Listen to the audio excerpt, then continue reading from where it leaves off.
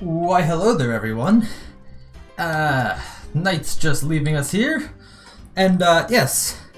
Hey everyone, JSD Cool here, and welcome to Railroads Online, which is a game about trains in the 1800s, and might as well say hello there. Oh, that's a perfect positioning there.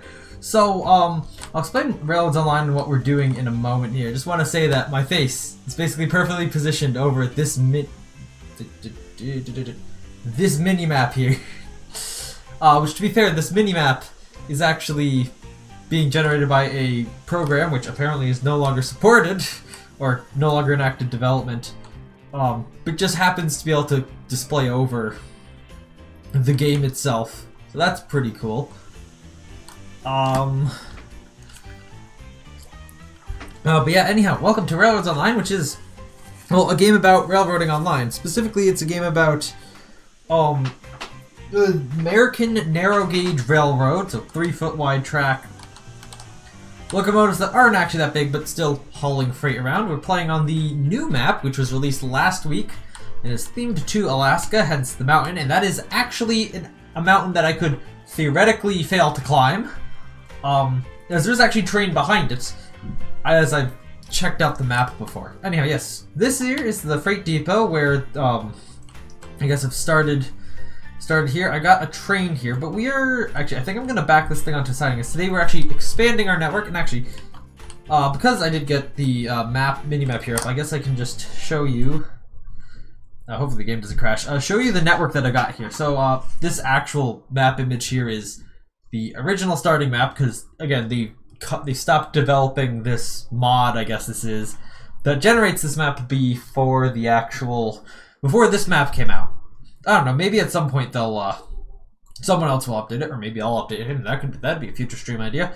But yeah, I can show you the current network here. So just to be clear, this is the size of the initial map, and this dot up there, that's an industry on this current existing map. This map is big. So we got the freight depot around here, we got our little train yard here. Running out this direction, up this way, this is the logging camp where you get logs and stuff. We have train lines going up here. We obviously have a path that loops right back down to start there, and then we also have another path, which is a shortcut path, which is quite long, but it is a shortcut. And that cuts all the way down here along a cliffside right here. I don't know if we're going to go see that, because traversing the network takes a lot of time, and I want to actually do something in this stream. Then down here is the lumber mill. Weird place to build it, but okay. And yeah, we have the other track that comes in here to pick up the lumber, this track here to drop off the lumber. That's basically the extent of the network. Today we are going to go head for the iron mine, which is it? No, that's the ironworks. I think this is it. Yeah, you see that? That's a pretty long distance there alone. Considering the closest point is actually the sawmill. Actually, I will... Alright, let's go back to the game here. I will back this train onto a siding here, so I can actually... And also, actually, JRD Cool is online. I didn't actually notice when he joined, because this game doesn't tell you when you join. Oh, hold up. Let's have it actually follow me around. It'll figure it out. Oh, JRD Cool's coming in. Alright. Alright. Okay, cool. That's actually going to show me now. I guess I'll wait for JD Cool to come through before I actually start moving my train around. And actually, we can unmute him here to talk to him. Hello, you are now live on the air, and I see you are coming into the freight depot here.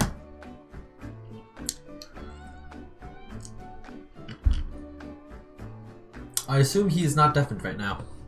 I can actually go check that. Hold up.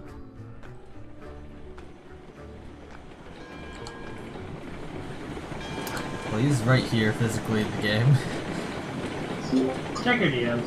Oh, okay, cool. Going to the DMs. You see, I'm in streamer mode on Discord, so I can,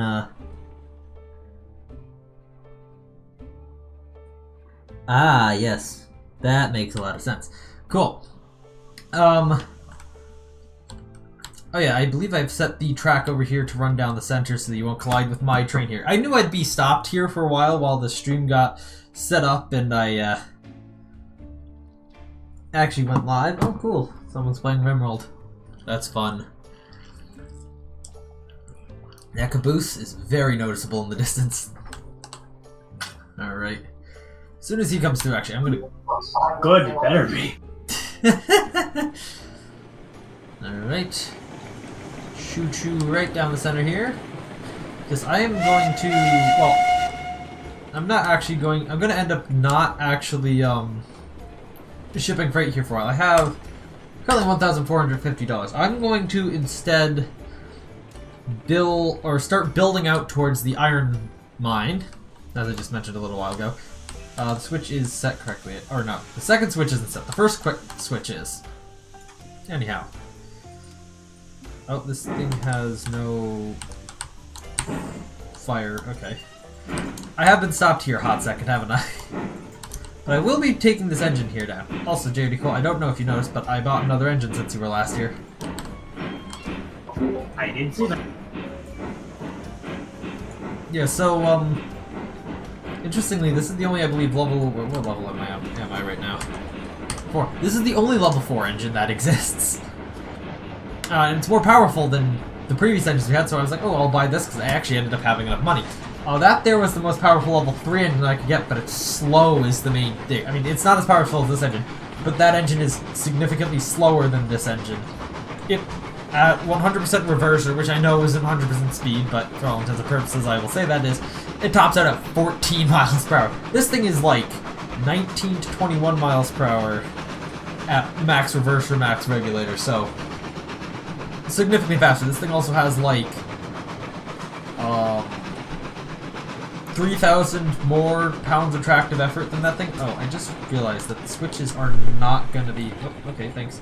Are not going to be set the way I want them to be set down here, and that might be a problem. Considering how finicky switches in this game often are. Okay, that one switched without much fuss. And that one's set correctly. Well, I have figured out, I figured out why the three-way switches are so finicky and terrible. Oh, why? So, you know how normally you are on a switch, you are doing the points you're switching are the pointing towards the engine that's coming towards going out towards the split. Okay, yeah. And so it's being actuated on the opposite end, and it's mirroring the direction, or it's going the opposite. It's the opposite direction of the direction you're going. So it's able. So the pivot arm is able to push it and point in the same direction as that you're heading. All right. However, with this three-way switch, it changes directly where the track is going. Ah. So it has to go the exact opposite because it's still like pivots on that spot. Therefore, when it's tilting away, it pushes the track in the opposite direction. Interesting. It's terribly designed, but you think about it like that, it kind of makes sense. All right. I need it.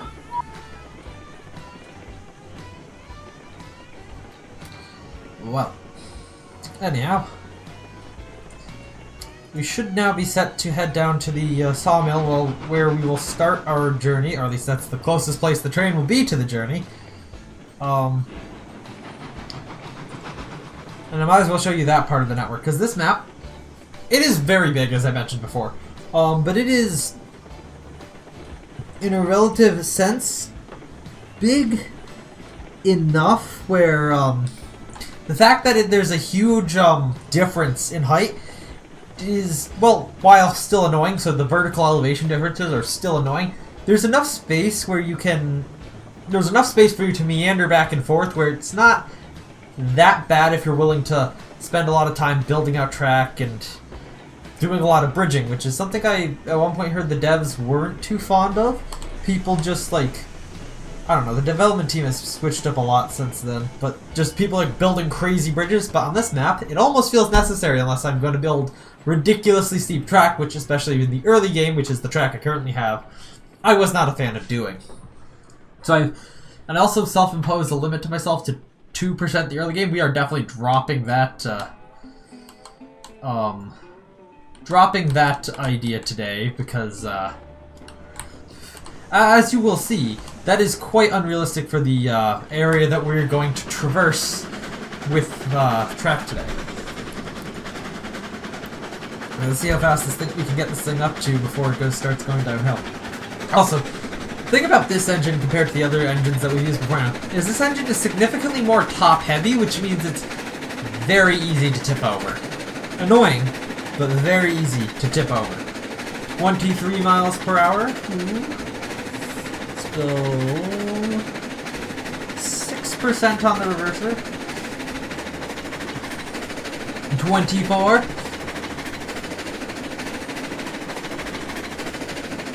I don't think it's going to go higher than that. Yeah, no, now it's dropping because we're going uphill, right? Yeah, alright. So, regulator, once we get to the top of the hill here, that can go off. Let's put the reverser back to 100%. And then we coast and control the braking all the way down to the sawmill. Because we basically do not go up from this point on. It is all downhill at, for the most part, a maximum of 2%. There's one section that's 3%, but that was kind of necessary in the direction I was building the track. Alright. I'm going 30 miles per hour right here. Damn, okay. Threw on some brake there. Man, that scrubbed some speed off. Also, I'd like to just note, this air pressure gauge is broken. Absolutely broken. It does not actually display anything. I do definitely have 100% air power right now, or air pressure in the thing right now. But it's for some reason still at 0. I mean, this new UI is great. It actually gives you readable and useful information. Like speed, which it didn't before. Which the old UI, I guess, didn't, but still. And brake. This thing has such powerful brakes compared to the other engines. I mean, I know it's just the engine right now, but even with cars, it can be quite powerful. Also, this mini-map is useful as it shows you the actual track layout for what currently exists in the world. Which is, hopefully something that the map update is going to do whenever that happens. Because this, as I said, this, the program that does this mapping is no longer in development. And, therefore, it is quite sad that we will be seeing it go.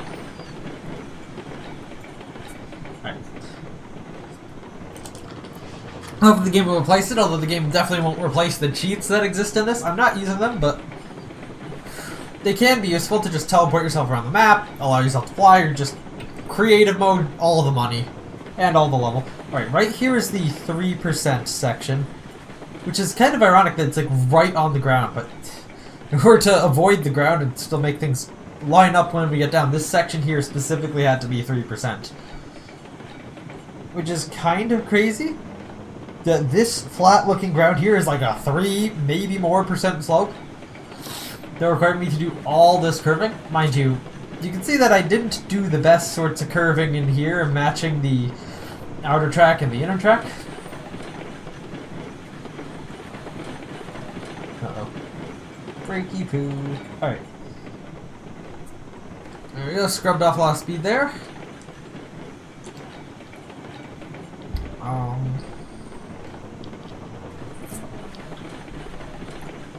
Alright, right down here onto the final stretch.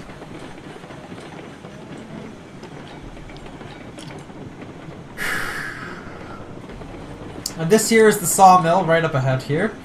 30 miles per hour. We'll stay there. We'll stop right at the loading point for the sawmill. I believe Jaredy Cool would be up there somewhere on that hill. Pretty far back probably, but you know, that is not of my concern right now, as I should not really be interfering with him all too much.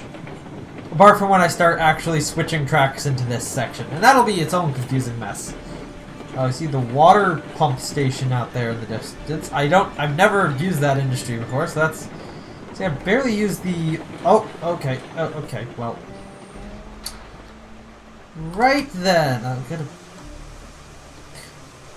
I think that's as good a spot as any to leave this train, as we now need to trek off the tracks to where we're actually going to be going with this. Because I'm going to start towards the top of the hill and build my way down, as that's probably going to be a more reliable way to make sure I don't run out of slope, or run out of space to slope downwards, or slope upwards even. But there is, from looking at the map, specifically a spot that was, I think, designed in so you could actually drive the train from the sawmill here up towards where the iron mine is. Mind you, the ironworks is also right there, so we're probably going to build the track to actually encompass that as well, as that will be quite efficient. It's also quite a large plains area here. Actually, I think this is one of the largest flat areas on the map. It's just right down here. Too bad it's like the lowest point on the map and not the most central location to have a yard. Like I guess the freight depot would be. Oh, it even goes. Okay, I just want to point out there is a lake like right over that way. This goes down here. Like there's a low ass point right here. The realism in this game, guys. The realism.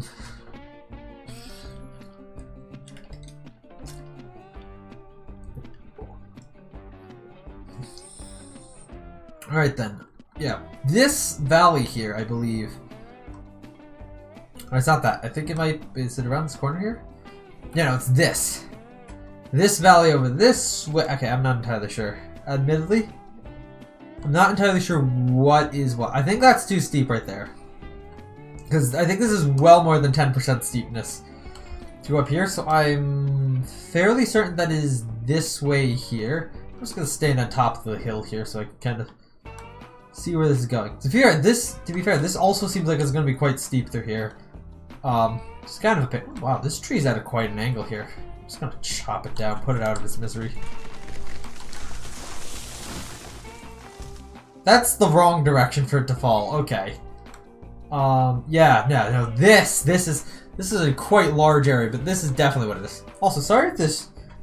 Okay, looking at the stream playback, it does look like it's quite good performance. OBS looks a bit choppy for me, which is really saying something, because this game takes like takes a large chunk of my GPU, and running OBS to actually, you know, encode the stream to be put up to YouTube definitely eats into the power budget of the actual graphics rendering. But otherwise it shouldn't affect it, besides the GPU power budget and, you know, having to allocate some watts to the encoder versus, you know, all of it towards the 3D rendering hardware. If I increase the power budget, it would technically be better, but, okay. Once again, this is flatter and definitely meant to... Oh, crap, my headphones batteries are dying. Pardon me while I plug them in.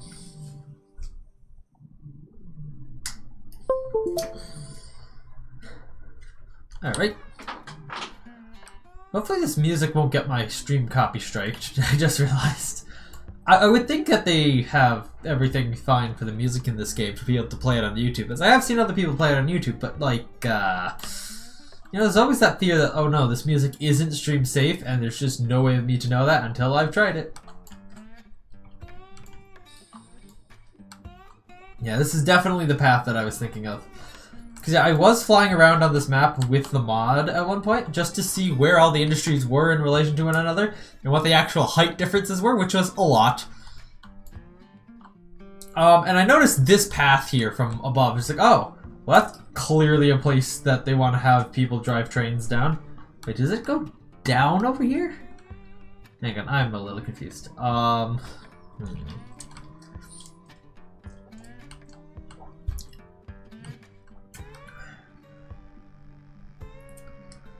Does it apex like right here and then go down a little ways, or is this flat? Like I'm actually not sure. Let's give me 1%.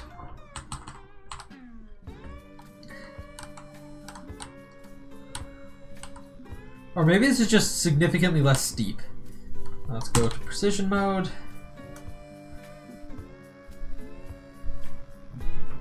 Okay. I think it is still sloping up here.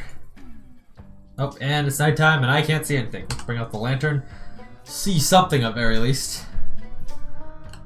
Okay, so I think this is still oh, hey, we made it to the top patch here. There's the ironworks right over there.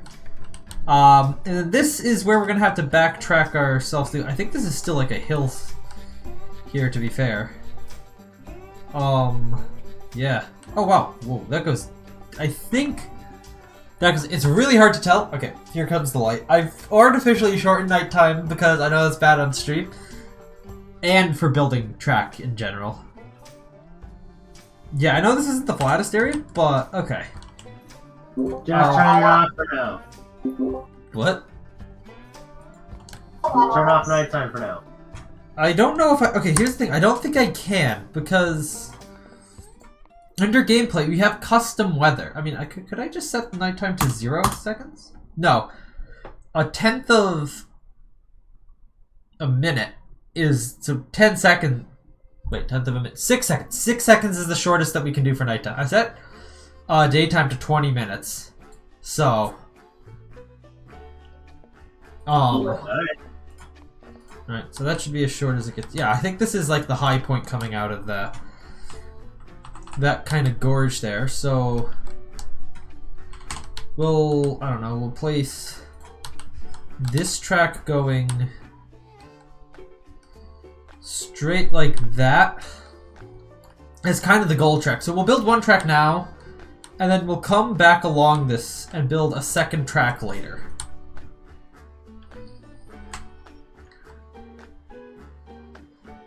Can't wait to see how actually spicy this track gets here. I doubt that the upwards of this track is going to be taken with any sorts of speeds. Or any sort of significant speed. Especially, well, it depends on the location, I guess. Because some bits will be shallower than others, I guess. Some bits will be steeper than others. Let's go straight here and let's go down to 2%.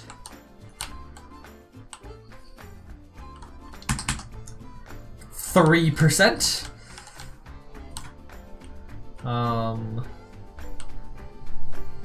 Okay, 3% is doing quite good at approaching the ground there.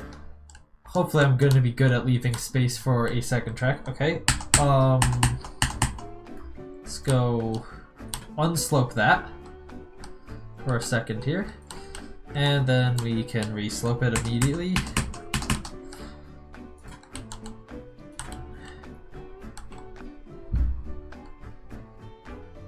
And we gotta make sure to try hugging one of these walls again, so that when we come through for the opposite direction line, it's, you know, not going to be overly crowded out.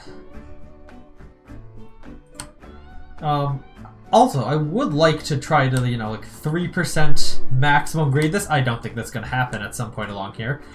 But it would be nice if we could do that. That way we could try pulling as large of trains as possible, because this is a really long distance. It's going to take forever to traverse this as is. So larger trains would be a nice bonus to that. Also, in theory, this is going to be the track up. The track down can be as steep as it wants to be, because, well, braking power is all we really have to worry about there. And while this is turnings, it does turn. Just up lower speed and... What? There go all my cars. Yeah. In theory, though, that should be much easier to control than, like, going uphill and not having enough power to go at a, you know, reasonable speed. 90 meters seems a bit steep for that curve there. It will be steeper than... Yeah, so we'll have to do some testing to see what the reasonable speeds that trains can traverse down this way are once we get to, you know, that point in this line. Okay, have to sneeze here. Hold up.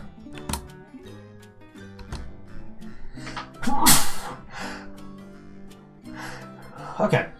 The hotkey I have set up on the current page on my Stream Deck to mute the microphone does in fact not mute the microphone, so sorry about that. I will need to fiddle with that. Also, actually, recently, just this thing that I had that... Hopefully that doesn't cause an issue with the wheel, that rock right there. Yeah, I had a recent issue with my Stream Deck For some reason, I can't remember what it was. My computer blue screened. And then after it recovered from the blue screen, actually the blue screen I think may have been caused by Railroads Online as well, or at least it was adjacent to an issue that happened in Railroads Online.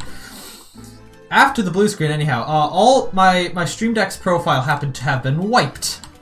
And it was just completely blank, which was fun. It was like, now I gotta set up my Stream Deck again. Thankfully, I was able to find, after I'd done all the, setting back up on my Stream Deck, I decided to use like WizTree to scan my drive to see if there was any automated backups it did. And yes, there were. There's is it normal or, okay, either normal or local app data, there is a directory where Elgato Stream Deck will store backups of your configuration automatically, which was pretty useful. So I was just able to pop whatever, or use whatever the most recent backup was, which seems to be correct. So, I mean, the most recent backup was from November, but I apparently haven't changed my configuration since November, so I was like, oh, well, okay, well, I'll just use that. Oh, and this is, I guess, what I would consider the slow route to get up here. I might build a faster route, or more of a direct route to the smelter, because that's, like, close to the freight depot, but on a nearby hill, which is, I think, the same elevation as the plateau that this goes up to. So I'll probably build a more direct route to the smelter from the iron mine, because that's obviously going to be quite useful. Oh boy. Gonna have to get pretty tight with this curve here. Still also only going down at 3% right now. Trying to meet that self-imposed limitation that is completely unnecessary. Oh god, this is gonna be a very tight turn here, which is actually what's worrying me right now. Shoot, I have to go... We have to go backwards away here so we can turn at a steeper radius to avoid this. 3% seems to be doing fine going down here. We just actually need to avoid running into that wall there. So, interestingly, Rails Online will save what your last turn radius was, but doesn't say what your last percentage or grade percent was. 130 ought to do the trick. Hopefully. Hopefully leaving enough space for the inner, for another inner oh no, that may not have done it. Nope, that does not do it. Holy crap. I really don't want to go too tight here, as especially with longer, heavier trains, tight turns are not fun at all, especially on the inner track. If we're going fast, that would be real bad. The engine, I mean, I guess I'll have to like add like a tight turn slow sign to the track on the way down, so you know, okay, like squeeze the brakes real hard as you go around this one. Maybe? No, this is still not tight enough? Holy. Okay, I feel like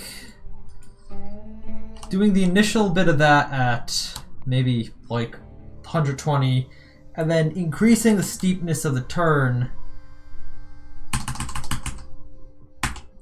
So doing to like there is 120 and then we can go increase that to 90. I really don't want to, let's go to 80. So I don't want to go too much sharper than this of a turn if I can help it. Okay, looks like I might be able to get away with frickin' 80 as my turning radius here. Oh, okay, let's go also to barely any slope at this point as well. I guess that'll help a little bit. Alright, and then... Oh, we need to straighten this out significantly, and then this could go back down to 3%, because this is going to be a much steeper section here. Go completely straight here. Alright, that's a pretty sharp turn, but overall, I think it's doable. And this section here might actually need to go, well, See how it does at 3% going on here. This is getting to be quite steep though. We'll see if we can do this at 3%. Let's get some of these trees chopped down. This is, I think, the first time we really have a close interaction with the trees on this path.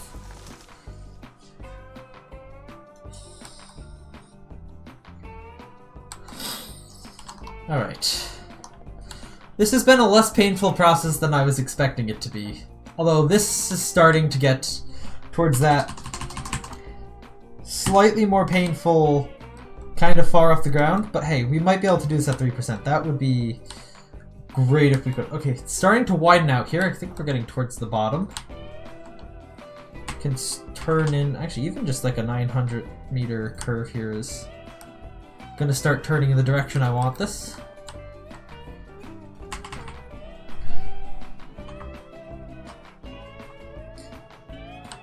Alright.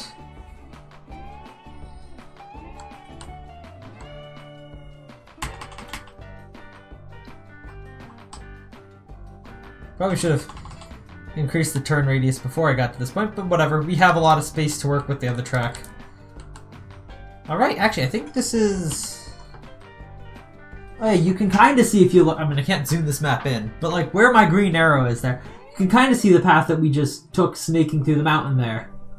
Damn, hooking this thing up to the actual tracks over by the sawmill is going to be a pain. As I'd preferably like to do both directions, so that we could hop onto this track coming from the freight depot, or having just picked up lumber, because obviously we need that to deliver to the iron mine.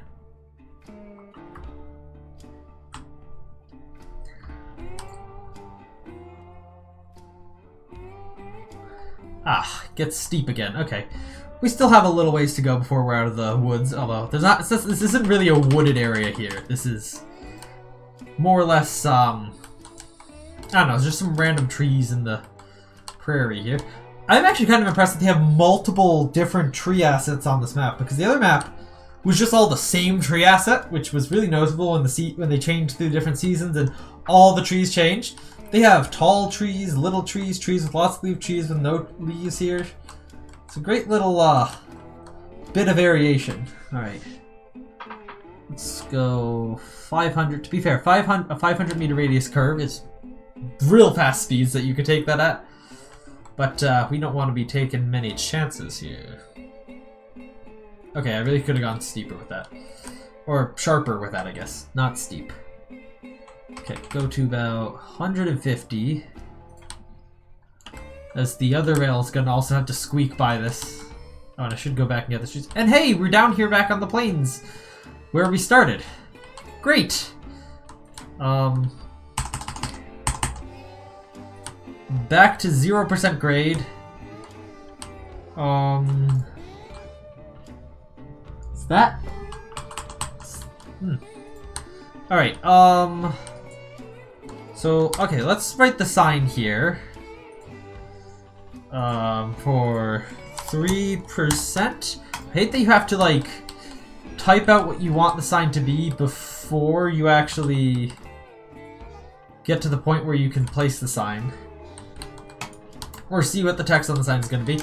Alright, so that should let them know, hey, this is a 3% path. I'm actually really happy that we got to 3% as a total. I'm going to build a telegraph office here, actually. So we can get back here quickly. Also, so that there's a mark on the map for see where this is. So I'm going to teleport back to this telegraph office, which is like right here at the marker for this hill. Just to see that we're going to have to... Also, this track... Is this... Okay. We might need to rise to meet this track. Not entirely sure.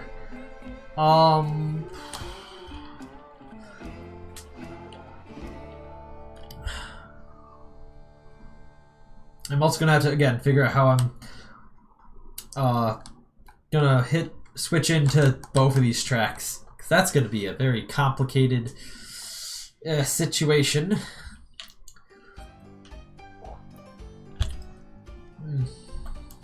Alright, so, actually, why am I running over there? I just put down the telegraph office.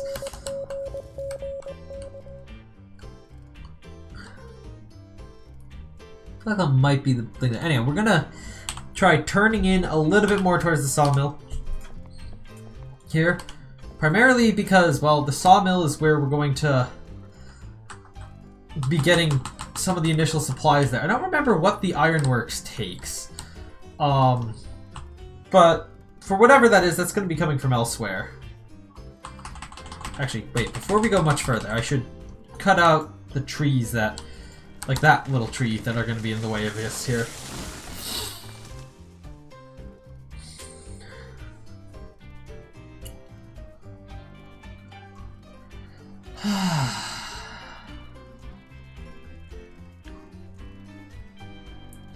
Well, mind you, this is only like half the battle, because first of all, and maybe not even that, because we've just gotten up there. We still have to actually build the tracks out to the iron mine, which is way at the back of the plateau there.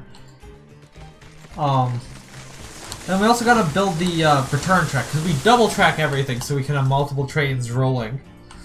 And we're not blocking a track. In case the communication isn't doing the best, like right now, obviously. I guess Jaredy Cole isn't really talking to me very much, for reasons. And, I don't have the... Therefore, if he was using this track, he would not be able to tell me that. But I could shout at him still, so... but that's not really going to be an issue right now. I can see the smokestacks right over there from the sawmill. So, let's build this thing out a little ways.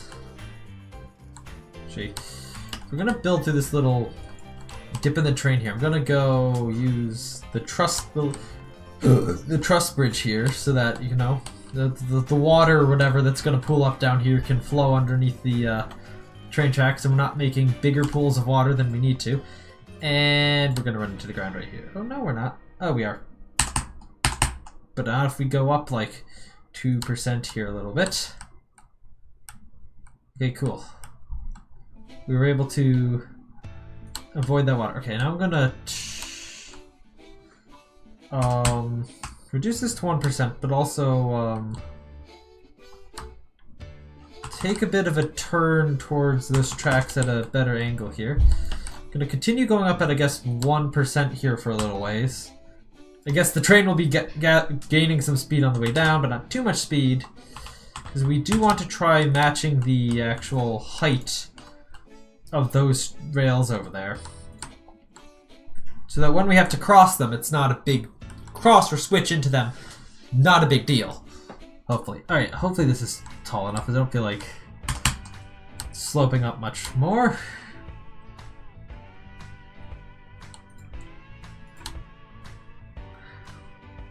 And now all it's going to take is a fair bit of walking here.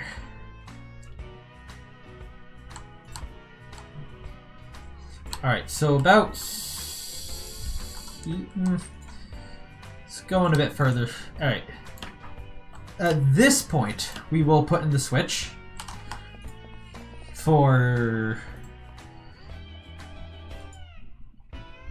Oh yeah. Or now we'll put in the embankment here to put the switch on top of, just because, I don't know, let's make things look reasonable here.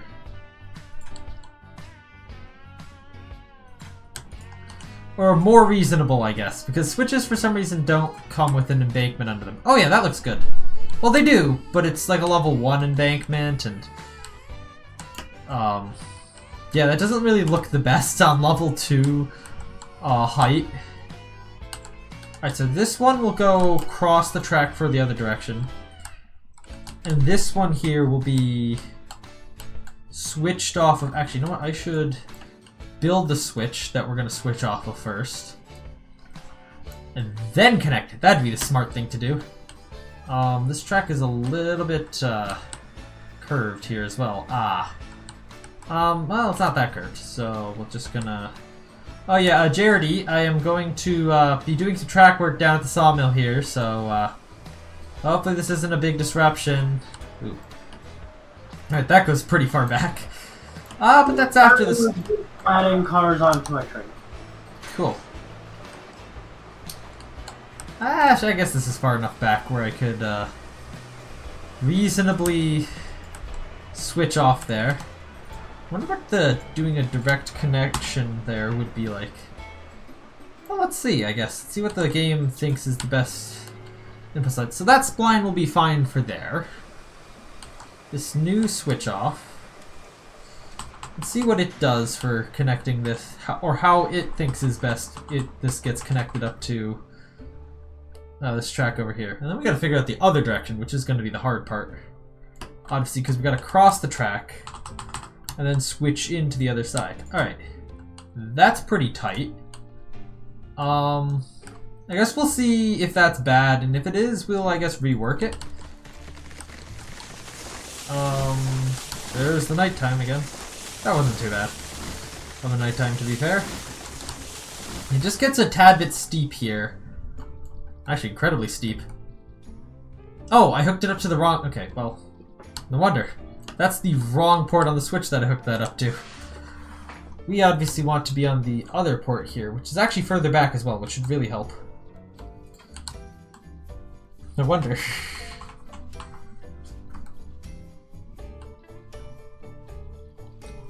Oop. The building can be a bit finicky in Rails Online. Like, why did it just stop previewing it there? Is that an invalid placement? Please, tell me, game. Tell me. But apparently it lets me place it all the way back to there. Logic or something.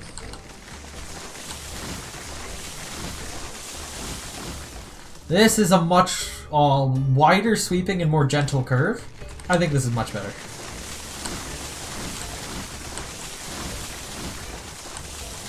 Right, just get rid of these trees. Right, that should do much nicer for trains switching onto this track from that side, and then of course we have the other direction in which we're going to need to cross this track here to get to the other track. I guess step one is delete track to see where it, ooh. Oh, there's a small tree here that was hidden in the foundations. I think this is literally just straight. Because I'm going to want to do this track at a... I think we're going to use the 45 degree crossover here to try to make switching into that other track a little bit smoother. So we're going to have to figure out where exactly that's going. Come on, there it is. Alright. Now, let's go to precision mode. It is, for some reason, curved right now.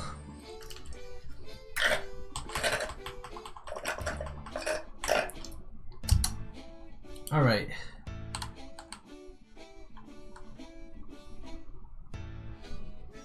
Let's try there. We can screw around with this a bunch as well. Also, this is also one of the... that is the correct direction there. Maybe that will be good. Although, these sorts of interchanges, mind you, we're only doing half of it now, are probably one of the harder parts of this game. It's to making sure that things are easily traversable by the trains. At the same time, just kind of eyeballing things to make sure that, you know, it's actually possible. This is curved. Oh no. Oh wow, that was big. Okay, well, this shouldn't interfere with what JRD Cole's doing right now. So, I am on my way up to the logging camp. Alright. Yeah, this is on the track that's currently going to the sawmill from the freight depot, so should not be interfering much with what you're doing. Alright, this would totally miss that. At its current sweep. Obviously. Just want to make sure this is curved about enough that it would hit this, given the opportunity. And, so let's say about here is where we're insert the switch. That will not work. It needs to be less than that.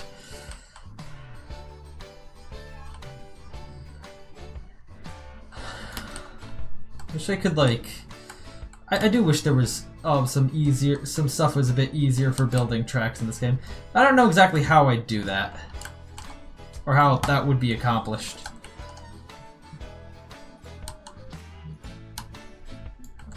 Alright, let's hopefully that can make those turns correctly.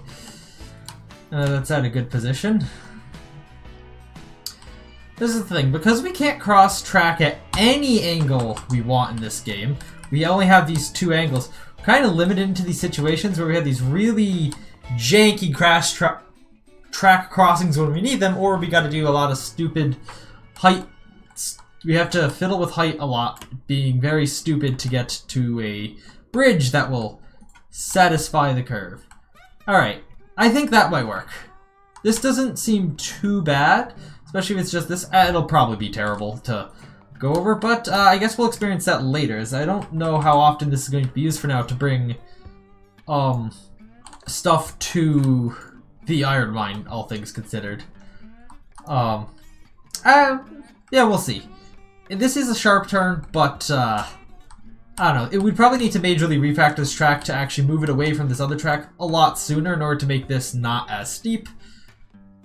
That is a very steep turn. But anyhow, I'm not going to be too worried about that right now, because I'm going to rerun my train. Then I can drive it up to the top and see what the experience is like. Now, actually, now let's see, what should we actually do next then? Should we build the second track, the parallel track to this one, or should we finish building all the way up to the mine first? Parallel track! Okay. Double tracking it is then. Alright. Reroll this. Listen, this tender is significantly easier to actually get on the re-rail tool than the other tender that we currently have. That one's a pain in the ass to put on the... To actually get to be on the re-rail tool, you have to like click at a specific location on the back of it. It's very thin and small area.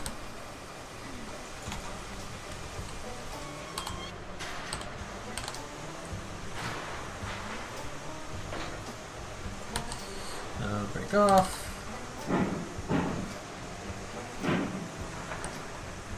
Alright. Okay, there are some planks here. JOD Cool has been making a couple trips in our time of building. Okay. Turn that off. Alright, then we... That was the wrong thing. We do currently have a... Wow, we were gone for just long enough where the fire died, but the boiler hadn't cooled off enough quite yet. Alright. This, by the way, here is the sharpest turn you can make with the precision building mode tool. It's 30-meter radius, apparently. About 60 meters across. It is very sketchy to traverse. And this thing will tip over if going at a this engine will tip over if you go at any decent speed around it, I believe. So, yeah, be very careful.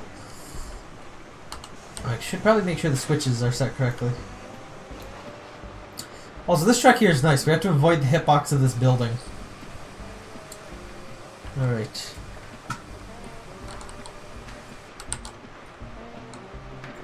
Oh, that's the wrong switch.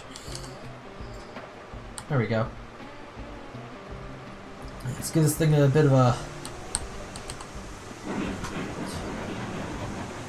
Wow, that sounded weird. Alright. Wait for it to pass the switch, then we can switch it back for JRD Cool. When he next comes through. Alright, that's through. Flop that back. And we can go up the mountain in this thing. Oop. Should also put a telegraph office at the top of the track. Anyhow.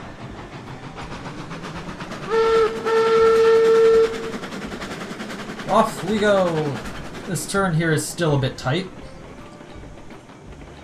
Not too bad though. Could be tighter. Like that turn right there.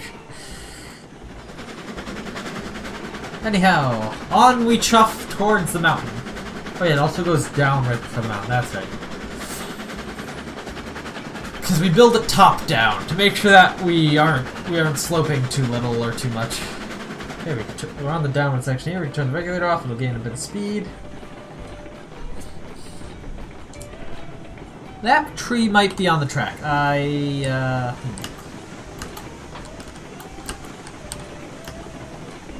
Oh shit, oh shit.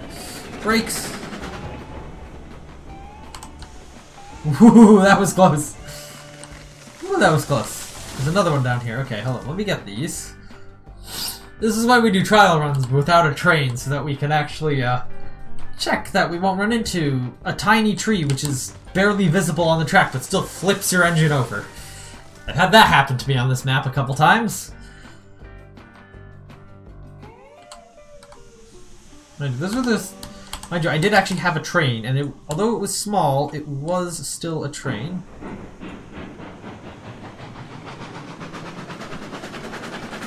Alright. Okay. Just a flat, straight track here, so we can just coast right up to the point where the hill starts here, and then we should be good to go.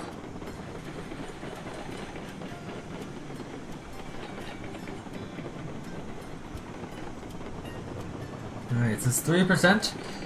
Technically the steepest continuous track on the network right now. Let's go full regulator up to see if we tip over. This first bit here is the most ridiculous section with the actual track here, so it goes quite far off the floor, but it is indeed necessary. As I was actually pointing out, this is a fairly steep section of ground here. Let's see, we're going... Ooh. Without any actual load, this thing is teetering right on the edge of 18 or 19 miles per hour. Going up this hill, full regulator, no load. That is interesting. Good to know, though. Good to know. I obviously do want to get, more powerful locomotives, although this is, I believe, currently the most powerful locomotive I can get, because I'm level 4. Level 5 does block some more powerful locomotives that can be used if necessary.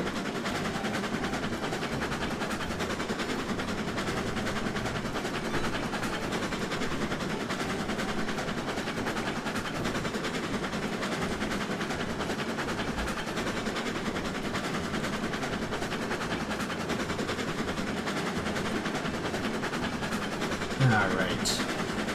Not too much to say right now because we're climbing a hill, but this is going pretty well. I mean, I guess that's a straight section. This section is a little bit less sloped, but pretty sharp on the turn. Yeah, seem to be doing quite fine right now, around 19 miles per hour around this section. This is, I think, the steepest turn on the actual hill here.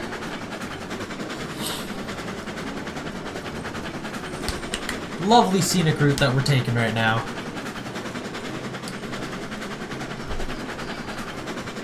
Also wish the camera kind of rotated with the train here. That'd be nice. I don't think there's an option for that either. Oh yeah, we'll also see if that rock that I was a little bit concerned about around here earlier actually does mess with the train. That'd be very annoying if it does.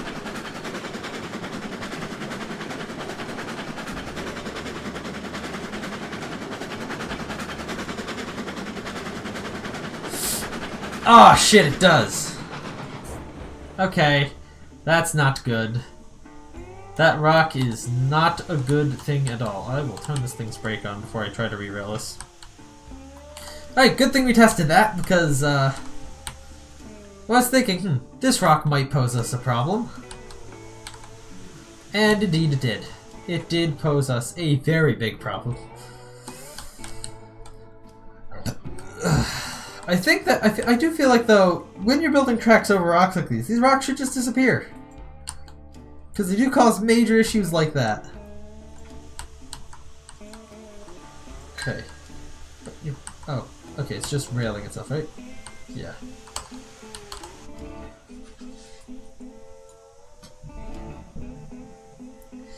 And boop.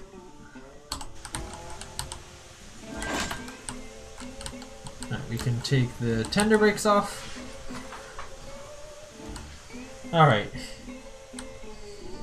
Now I can see about how am I gonna... Oh, this doesn't derail the train. Okay, well, okay. This section's what I'm a little more worried about. Okay, good. How do we go around this?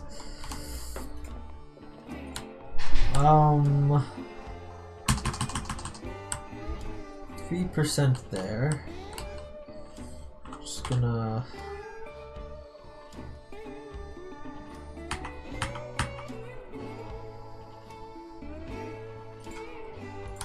there, and then... there, okay. Freeform mode works. Alright, that shouldn't cause any more issues then. That is a little jank, that section now. But hopefully that doesn't really cause too much of an issue. Alright. Onward and upward! Also would not recommend stopping with a load on this section of track. Obviously no load, the train can get itself started, but with a load... Also, as we get up to the top here, we do actually go 2% and even 1% for a little ways.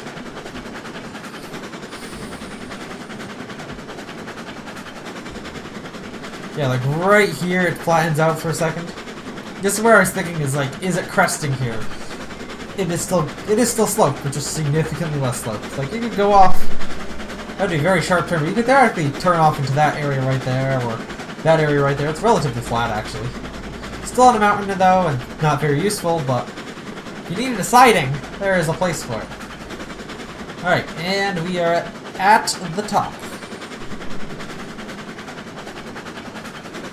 I think we're flat now, so we can shut the regulator off. There's the ironworks, and oh, there's a tree on the track. Okay. Well, where the train will hit it at least.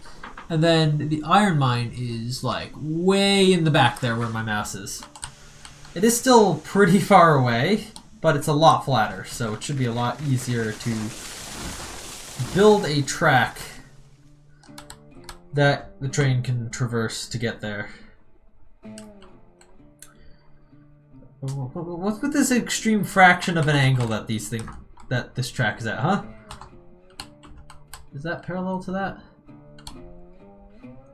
Actually, no, I have a better way of making shit parallel. This thing. Let's get out a couple of these. Place them like that. And then we construct this track off of there. Oh, this is curved. What? Uncurve this. I'm on 1 right now. Oof. 10, thank you very much. Alright, we're gonna need some little bit of upness here to go over this, but it can be specifically all downhill from here. Alright. Alright, from here it will be downhill.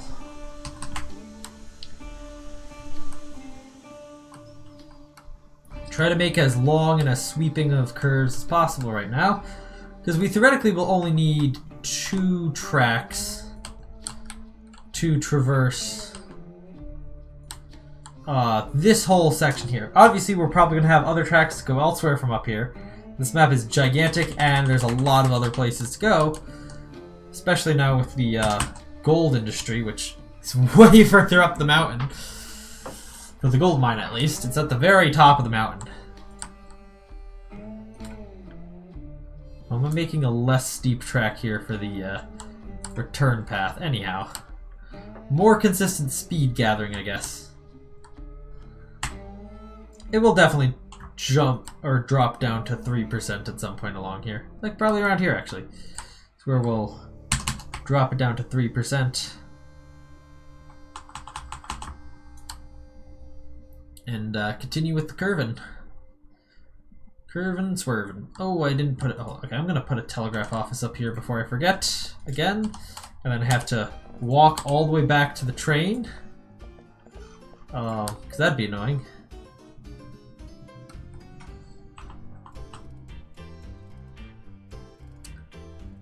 I wonder what the heck is up with the cables on the telegraph office here. Like, why do they do all these weird moves? Why do they act this way when they're moved around? It does not make any sense.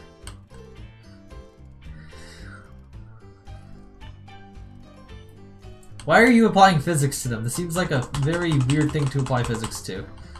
Alright, nighttime once again. top of that hill there.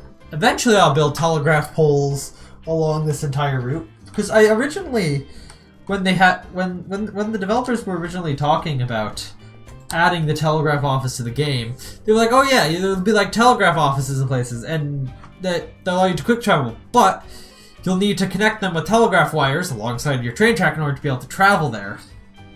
Which I think would be an interesting mechanic for the telegraph office. If they did implement that, so like the freight depot has like a telegraph line that you have to connect to for all your future telegraph offices. But it unfortunately does not do that right now, and you can just place them anywhere, teleport anywhere on the map with them, regardless of whether you're at one or whether the office you're going to is actually connected. Is actually technically connected to any other telegraph offices. Because they did eventually add telegraph poles, mind you, after the telegraph office, but, you know, potato, potato.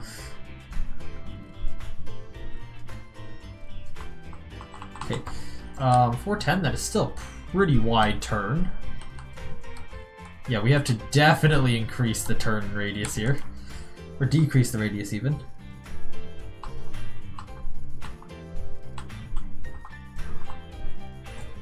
See how that does. That is quite that's sharper, but not that sharp. Ah. Too sharp.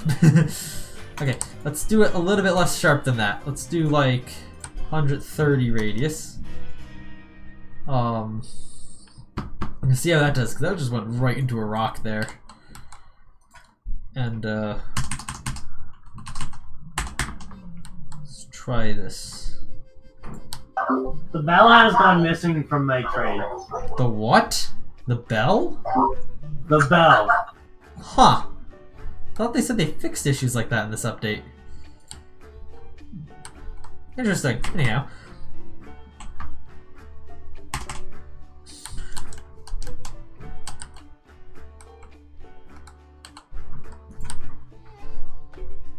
Okay, keep on curving this. That'll do. That'll do nicely.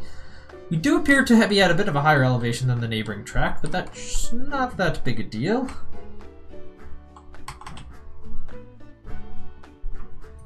Yeah, this is the steep curve here, and these rocks are going to make this curve real difficult for this side. I can tell because actually no, it's not that bad. Oh no, the next curve is where we get quite sharp. Okay, 140, that's pretty decent. Okay, that rock isn't that bad. We should continue turning here. Because yeah, this is where it gets sharp on the other side here. And I guess we're just going to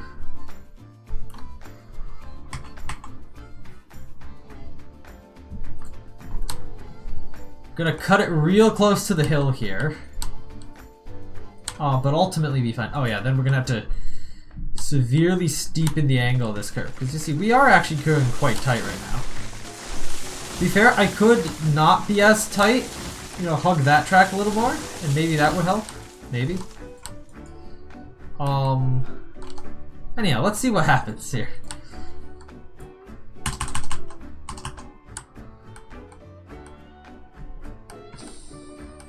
So we are at 160 meters here.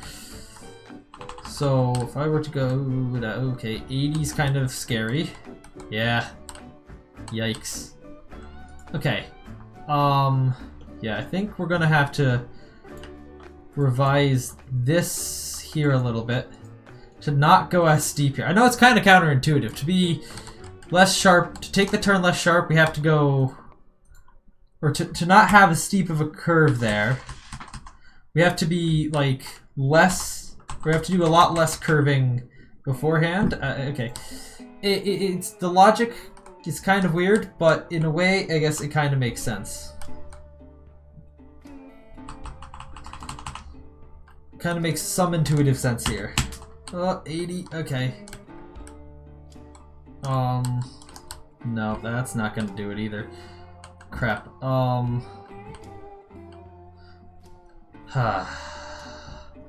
See, this is also the tricky part, once again. I'm gonna go back to... Wow, that was a pretty thing. We're gonna put these tracks real close together here. Because mind you, this is the going down track, the really, really fast. You could be going really, really fast and fly off this track.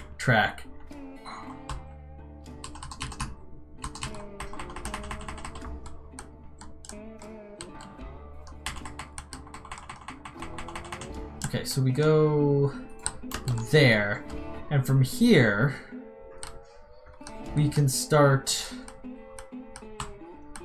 to curve around this at a more reasonable rate. 100-meter curve here is seemingly starting to be enough, actually. Oh, but then it will eventually run into this. If we don't... That's bad. Oh boy. Okay, so I'm really going to have to, like, just hug the other track here and try to mimic its curve. I mean, that's obviously going to have to be sharper as we're on the inside, obviously. Oof. It's already at 80. Holy. 60? Okay, maybe we could go... Okay, we also have to cut back the steepness here a bit. Okay, 70. We can get away with 70. That's starting to get real tight, though. I don't think I'm going to ever want to go less than 70 for the radius of this track. Well, I will have to definitely... Okay, we can go straight for a while here. Now we can curve back the other way. So we'll definitely have to put a sign there. It's like, slow. This is a very tight curve.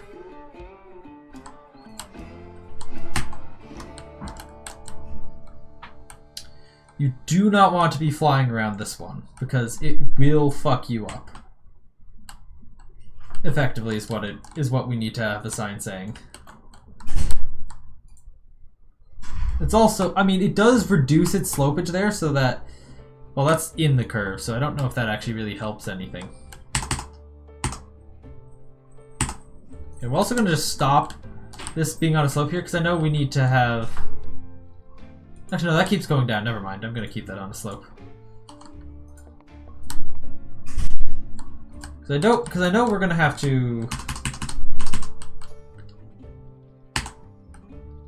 This is significantly flatter, though. Okay, we can reduce its slopage. That's what we're doing. No, that's not what I want to do. I want to increase the curve radius here.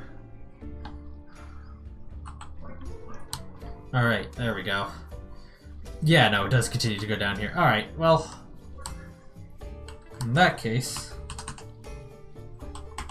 Can slope down back to 3%. Hopefully these curves are able to be taken at with a lot more speed than that other curve. Eesh.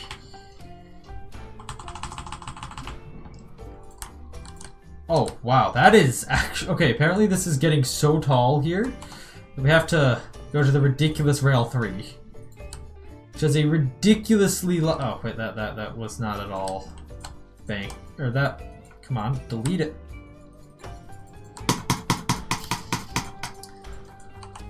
Is this not considered a rail?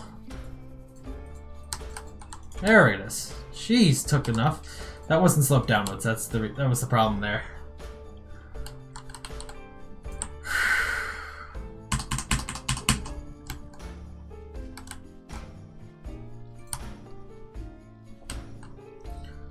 All right, and then we can start curving this here.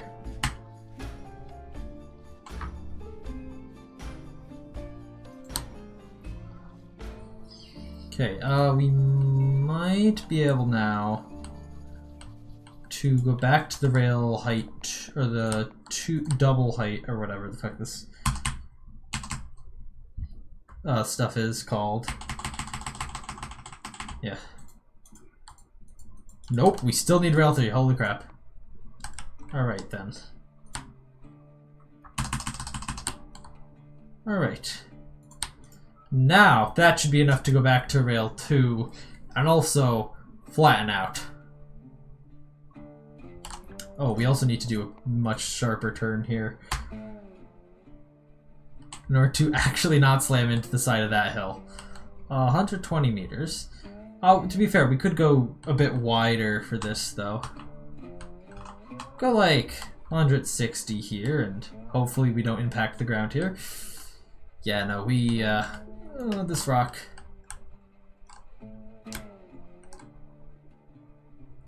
Come on. Whew! That is just barely squeaking by, but hey.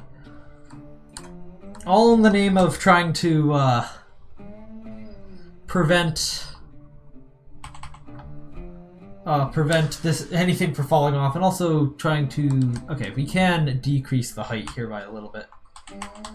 Okay, straight. Go down at 2% for a ways until, like...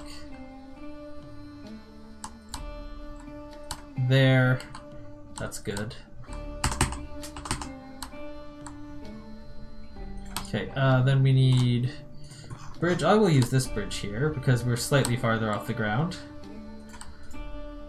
And it has a handrail. That's the main reason why I use this bridge for stuff. Alright, okay. Before we leave this area behind, let's go chop down the trees that happen to be in the path of this track. Because there are a fair bit of them.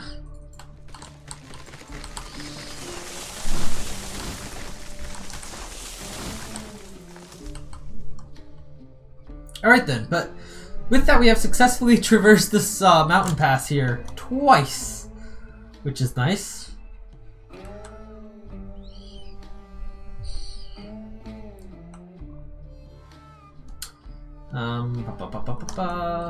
Alright.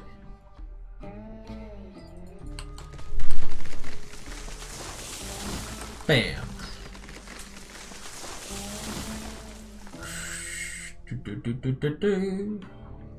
Bam. Okay, let's go. A lot of trees right here. Just went right through this forest.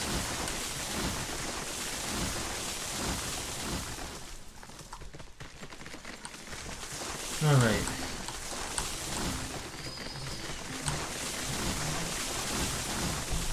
And, okay, once we get past this curve here, I think it's probably fine with trees, so we can go back down. Okay. I think we're good with trees there. Let's teleport here.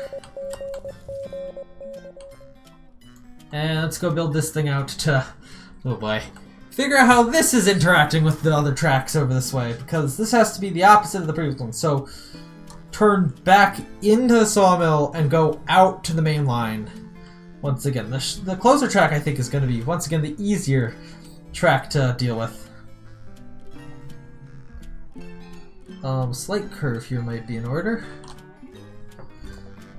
Okay, we'll continue with this bridge for a little while here.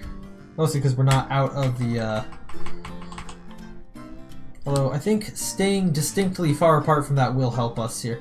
Alright, and at this point we're close enough to the ground where we can just go using this stuff.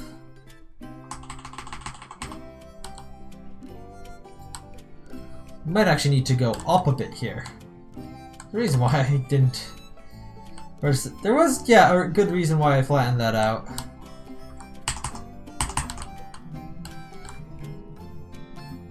Right, make that start sloping up there.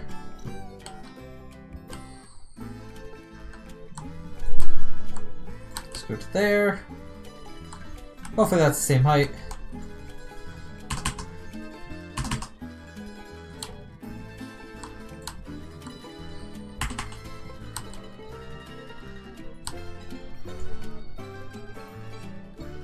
Man, how the tracks are gonna cross over is gonna be, oh boy. Once again, quite a challenge. In my mind, this is gonna be a shit show. Alright.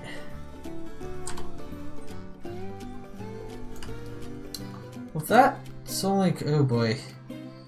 Okay, a little bit closer than we put in the switch. So with there. Oh, a little bit closer still.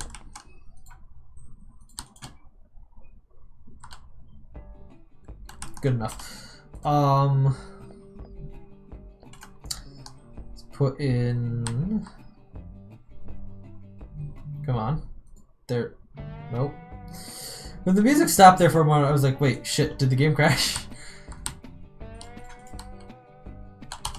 Goddamn, this Switch is being such a bitch.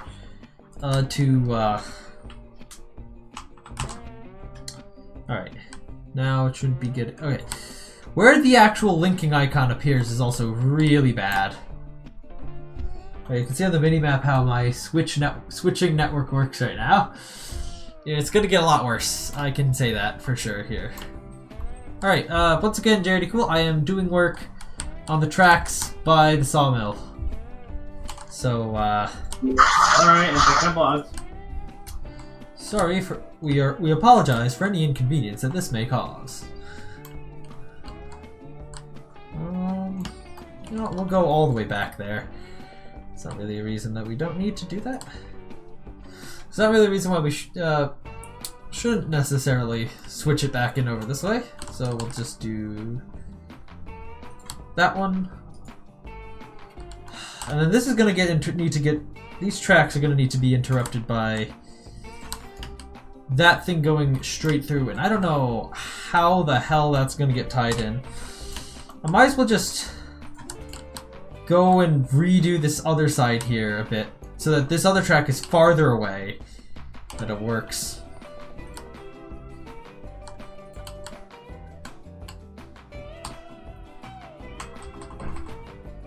Alright, right over this way. Gonna be a nice wide turn. And Ironworks products, I guess, is what's gonna be coming back up this way in the future. Because I guess that's mostly what's going to come back. And also, I guess if you're driving back to the freight depot just directly from the iron ore mine as well, in the short term.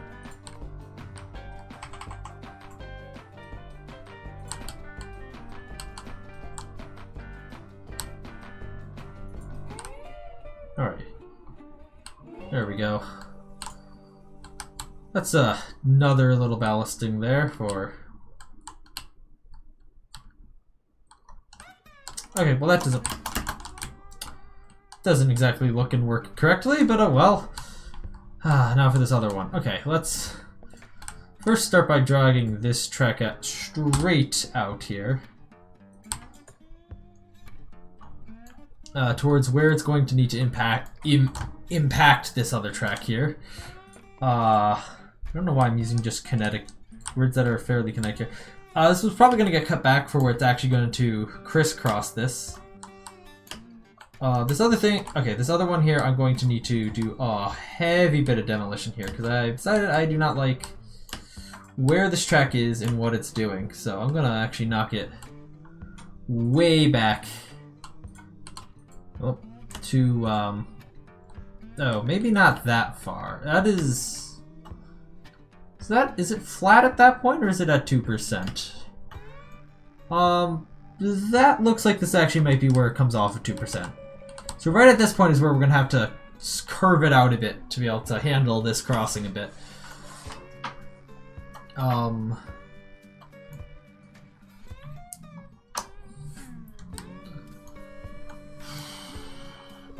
then, of course, all these other tracks over here are also going to have to... or this other track that we placed in over here is going to have to get modified a bit to be able to handle the new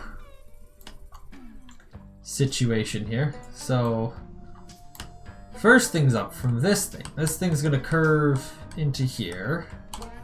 It's going to need to go out straight that far, we'll say. This might in fact be a bit too far. Gonna need a 90-degree crossing. Yeah, that's too far. So let's once again get that.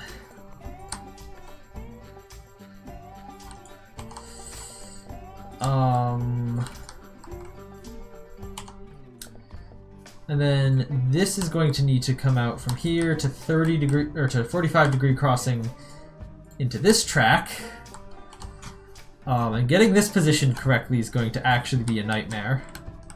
Because that is obviously not it. Oh, it's nighttime again. Okay. 6 seconds of nighttime. I mean, it's almost like we're in an Alaskan summer. Or close to summer, at least. Okay. How straight of a connection is that? And would I be willing to... Oh, that's basically straight. This is almost entirely perfect. It is only slightly not straight, but it's not very noticeable and shouldn't cause any issues with the trains. That's great.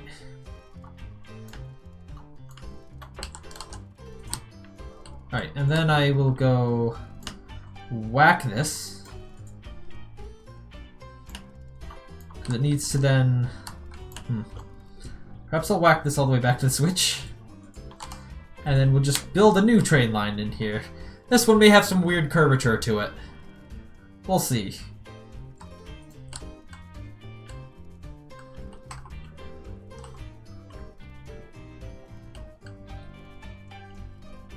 We'll see what the spline generates for this.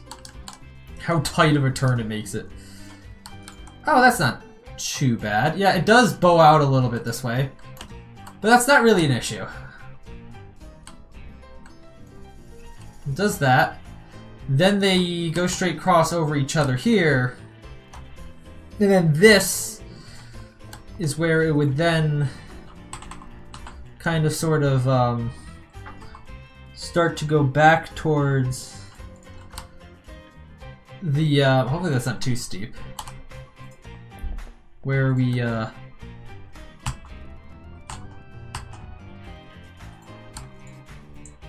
switching in here.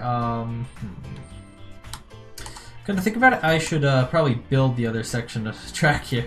This is still at a bad angle for me here.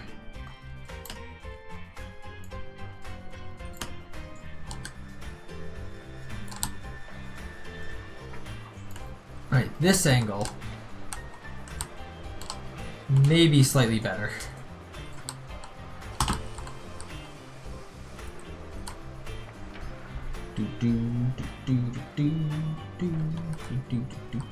I'm not doing it all with that music. Alright. So...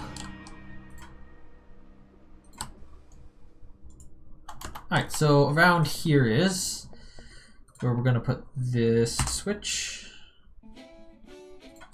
Also, switches hate being sloped, like, at all in this game. I don't think I've ever really successfully got them sloped, because the only time they even do, like, the slope thing is when you're trying to place them connected to other tracks and they look like they're going to be sloped. Because of some reason they're, like, on the edge of something. They otherwise are not very easy to do when you're dealing with slopes. Whoa, is this not valid? Oh no, it is. It did place that. Alright, that's a nice curve in there. And now we just need the other direction to do the same.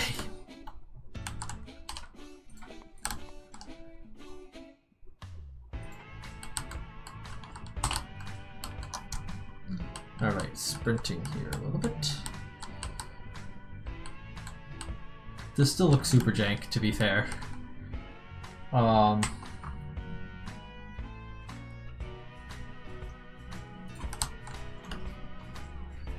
Whew.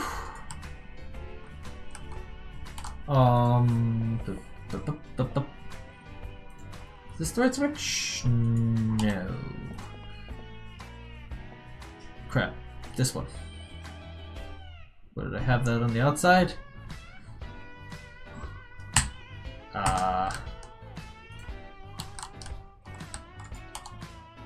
Is this going to look fine, or am I going to need to move this back? I could definitely see it either way.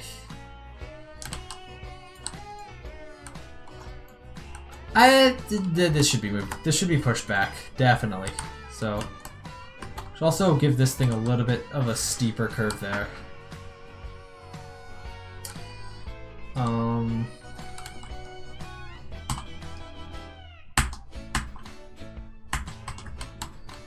Alright.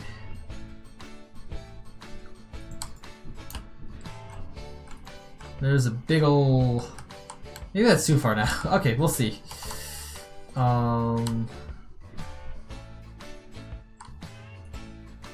Yeah, that's the wrong way. This one might be fine, actually. If I can get the side that the thing's on correct, though. There we go. Alright. Track.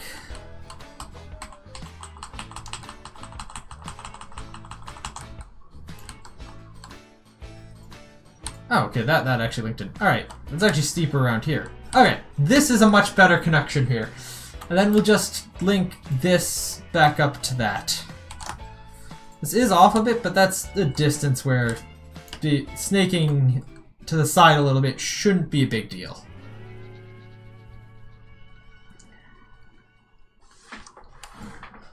Bum bum bum, bum bum bum. And into this connection here. Boop. Yeah, no, that's gonna be no problem for trains. Alright.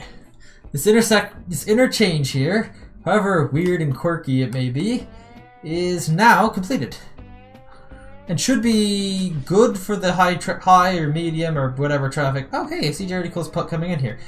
Good timing, as I have just finished the work on this. There it is. I have just finished the work on this crossing here, JRD, so you can check it out as you come through. I've been watching your progress on the map. Ah, nice. Well, you can check it out in person, because the map is much different than in person. Actually, let's look at the map here. Oop. So there, this is what it looks like now. A little bit more impressive. That comes up there. Of course, they go over. Okay, well, those are actually pretty decently spaced.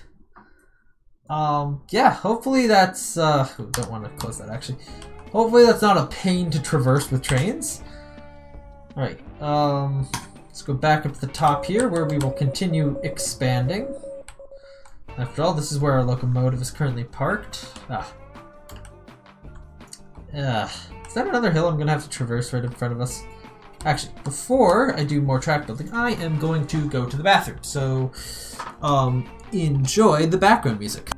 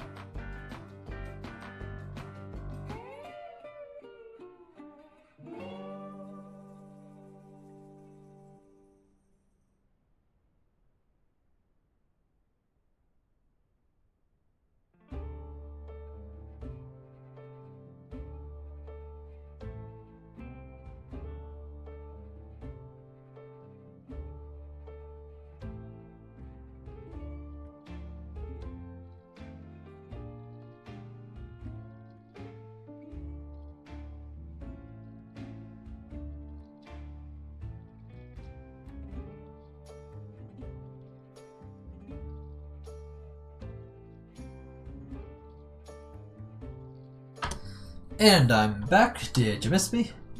Alright, right. Iron Mine, which is way at the back here.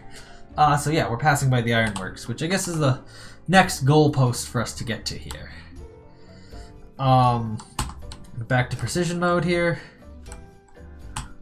Well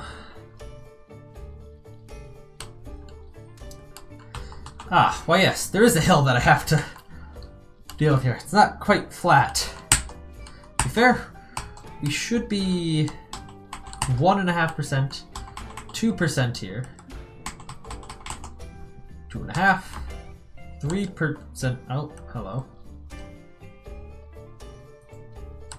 Okay. What percentage were we up to here? 3. Okay, that's a 3%. Wow, this is a hill. Quite a hill. Alright, this can go probably straight now. Probably. Okay, so we've made it out of that crack in the mountains, but we're apparently not out of the woods yet when it comes to traversing up a hill. This area looks deceptively flat. Ooh. Okay, that's a little annoying. We do actually have to curve to the side a bit there. Because despite like going up at 3%, we still ran into the hill here. Obviously, going down, we can go as steep or as flat as we want.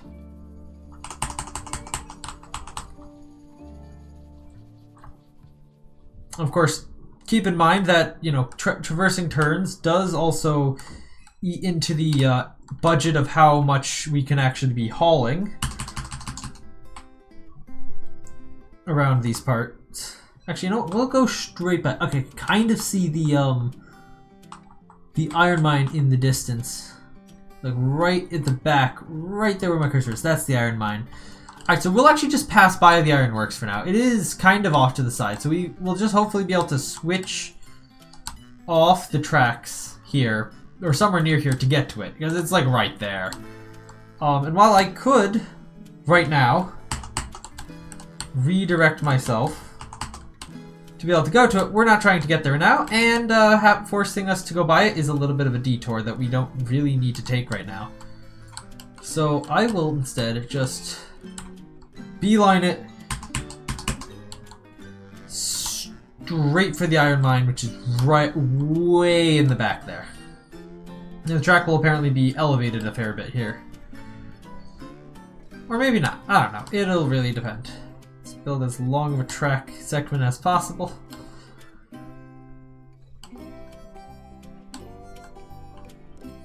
Ironworks.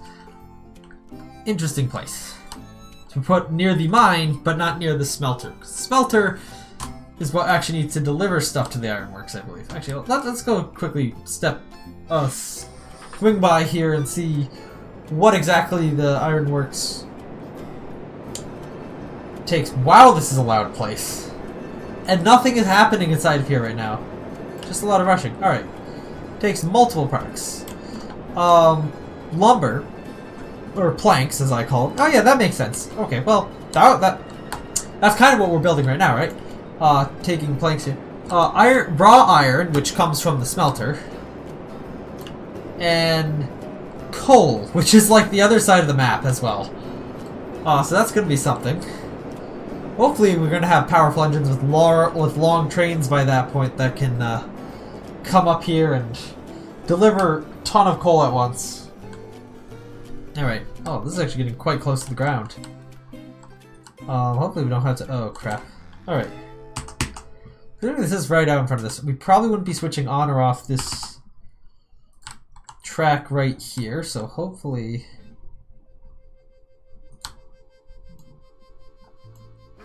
Hopefully that's high enough and we don't have to go up anymore. Something tells me it won't be, but hey.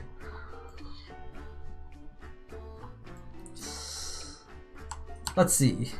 Yeah, no, absolutely not.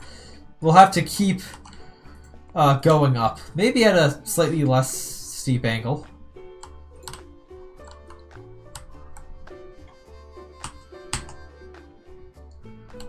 Let's see how 1% does us here.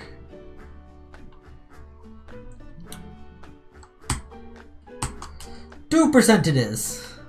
I know there's like a flat area back here somewhere. And all this area is relatively flat. I mean, like, hey. 2% being the absolute most that we have to go up here compared to that mountain pass is crazy. This is crazy flat compared to that. Oh crap. Okay, well, we gotta stay at 2% as well. We cannot slouch on the 2% here apparently. Which is quite annoying because the switch. Well, I never know. I would probably just want to have that be able to switch back in and out of the main line from the. Nope. Okay, hold on. From the. Well, we'll figure that out later, I guess. That's a later me problem to figure it out. or to figure out how the ironworks is going to figure into this. Because obviously we're not using the ironworks right now, are we? We're trying to get iron ore, which is, you know, a couple steps removed from actually making products at the ironworks. Alright, I think we are now, famous last words, now at the flat part.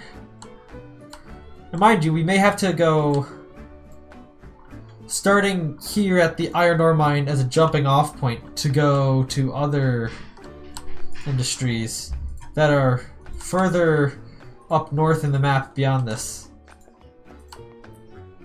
Because it gets higher. The elevation gets higher, guys.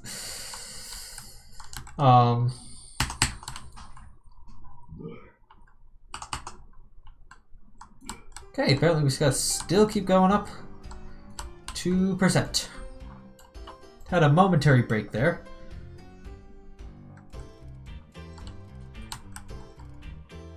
Okay. We seem to be gaining a lot of height now. We can level off. Famous last words, again. But I think I mean it this time, I think.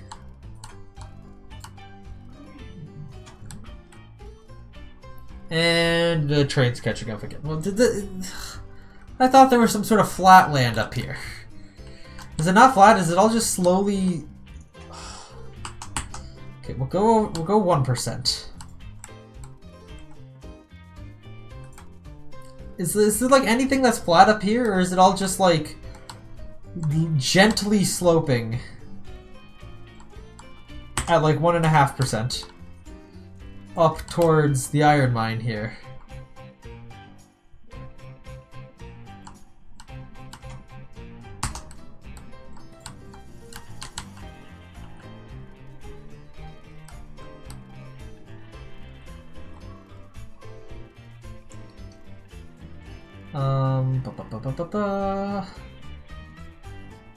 Hopefully this is... I haven't checked in a while to make sure this is going to be traversable. And mind you, we're going up at 2% here, and I'm perfectly, I guess, right now, keeping pace. Oh, now we're sliding into the ground here. What the hell?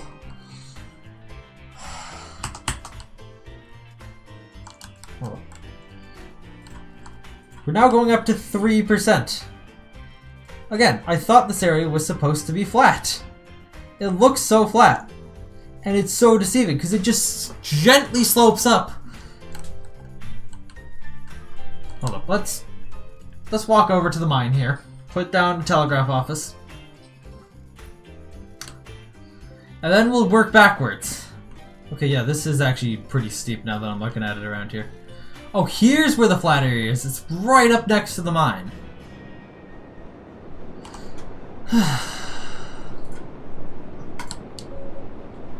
Okay, let's put this office like there. This is...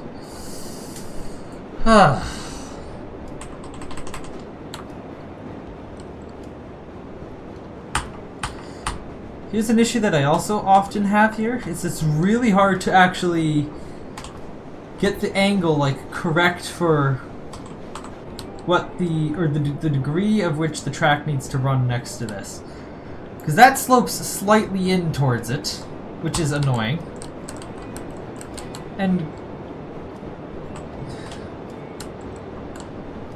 a 1 degree the other way would slope slightly outwards. So you gotta kind of do that, which makes it wiggle here. And this is actually really close to these platforms. Hopefully that doesn't cause any issues. Anyhow.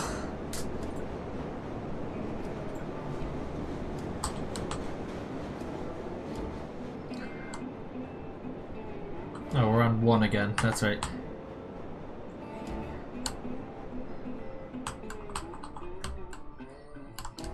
I mean, we're gonna probably want to have a siding up here to be able to switch trains around, store stuff. But for now, because I understand that this is a bit of a challenge to get here.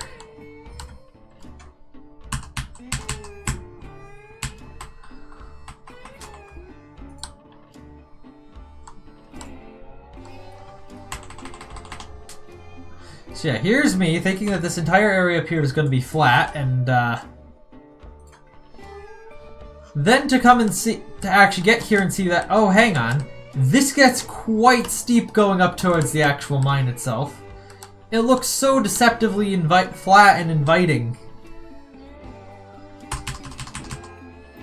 Okay.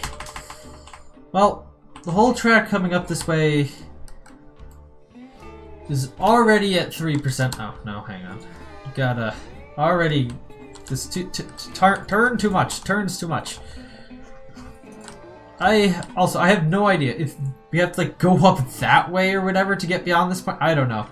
Besides here, I haven't really looked into paths at getting at like the industries that are kind of northish here. Like there's the stamp mill off to the side there. And of course the gold smelter further up. No clue how we're supposed to get to those. Because there's not a path that's nearly as obvious to get up to those areas as this area. We may have to just go steep bridges stuff right through... Ah, crap. Right through these mountains here. Which would be fun, you know. There's a lot of open space here with which we can do a spiral if we really need to. Those are a pain in the ass to make, though. But if we need to, we can do it. Alright.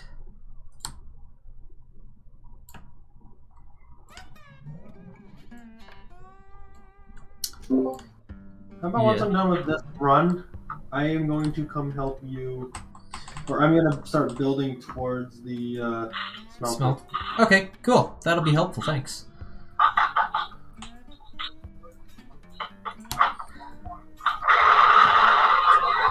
Okay then. You're no longer in the room watching us building. So okay, so now we're gonna just salt the stream with these pleasant sounds of background audio. Blowing past whatever the heck the microphone is there. No, that's water rushing. Oh, that's water? Okay. Still incredibly audible. It's fine. What the frick? What is the frick?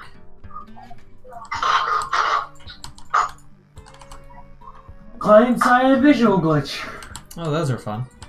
By the way, they did actually fix the issue where like train cars would like be like popping up and down. Once you got later in the game on like clients, they fixed that bug. It was actually mentioned in the patch notes. Oh, this was one where it seemed like everything just disconnected. The trains somehow rolled forwards. It wasn't actually, but it didn't actually, which was nice. Oh yeah. Oh yeah. Okay, hopefully this isn't more. It literally took me like trying to say, "Hey, go forward." It's like, "Oh, right, I'm over here."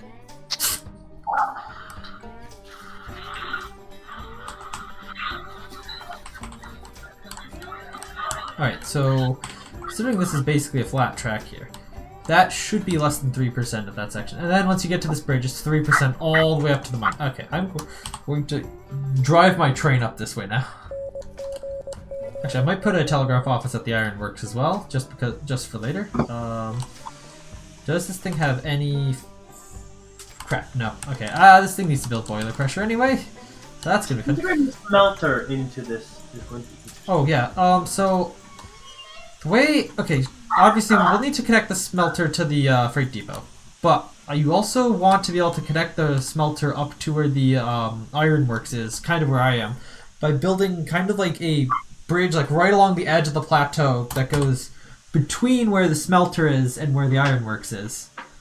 Kind of going around the hill that's in the way.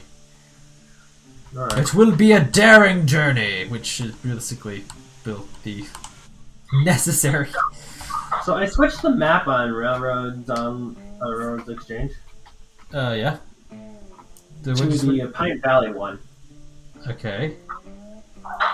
At least when I zoom out, the background map coloring actually expands out to the like size of the actual map. Huh. So perhaps the second map is also similar in size to this map. No, it is like the map itself is about the same size as the original. Oh, interesting. So this map is just much larger. This cat? Oh. And these two? Might want to mute.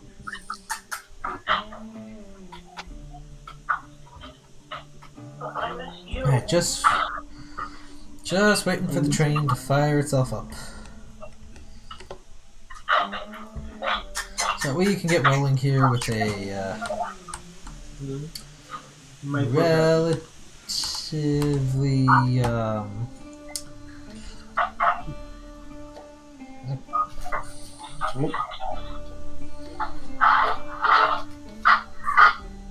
Your camera went off.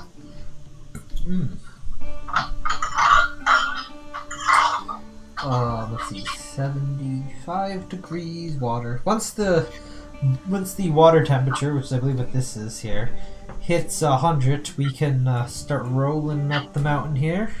We do have a brief flap it here, but then it just goes right back up to being steep.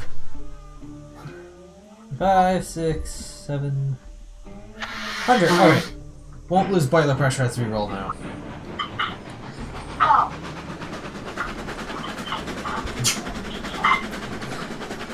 Alright. Here we go.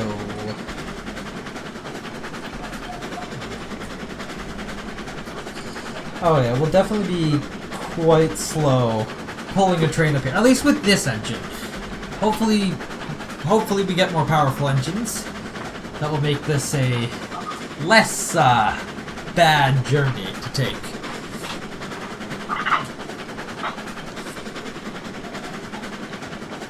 I can tell this thing is actually put under, a lot of load going up there.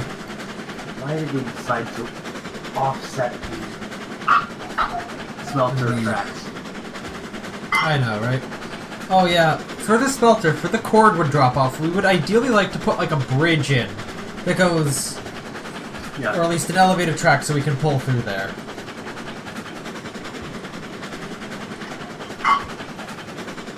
Yeah.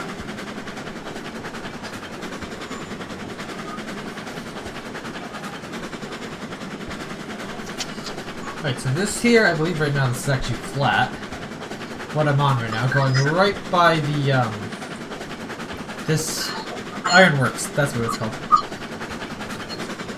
This place looks flat until you actually start building on it, and then it's like, oh, whoa, are you stupid? That's not flat, that is a hill. Pretty consistently sloped hill, but a hill nonetheless. 3%?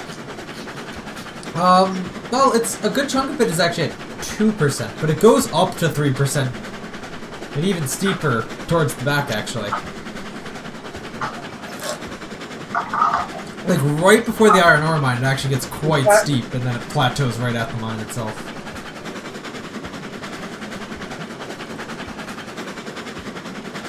Alright.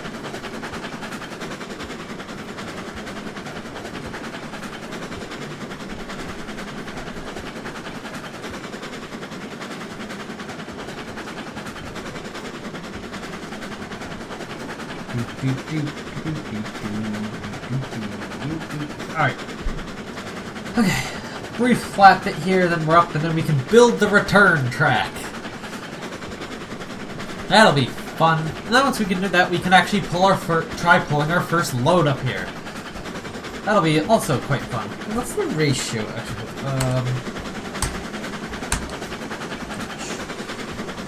Industries.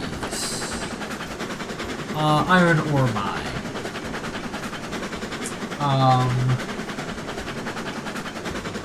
This doesn't give the ratio here. Oop. Yep. So that's not very handy. I know the ratio is really dumb, and means that you can't have like a perfect train to perfectly fuel it. You gotta be slightly heavier on one resource or the other.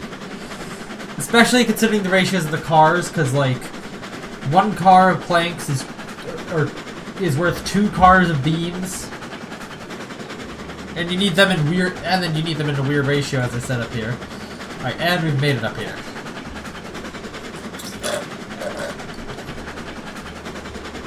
Alright, regulator off. And we come right in here. Hopefully we don't hit that. Okay.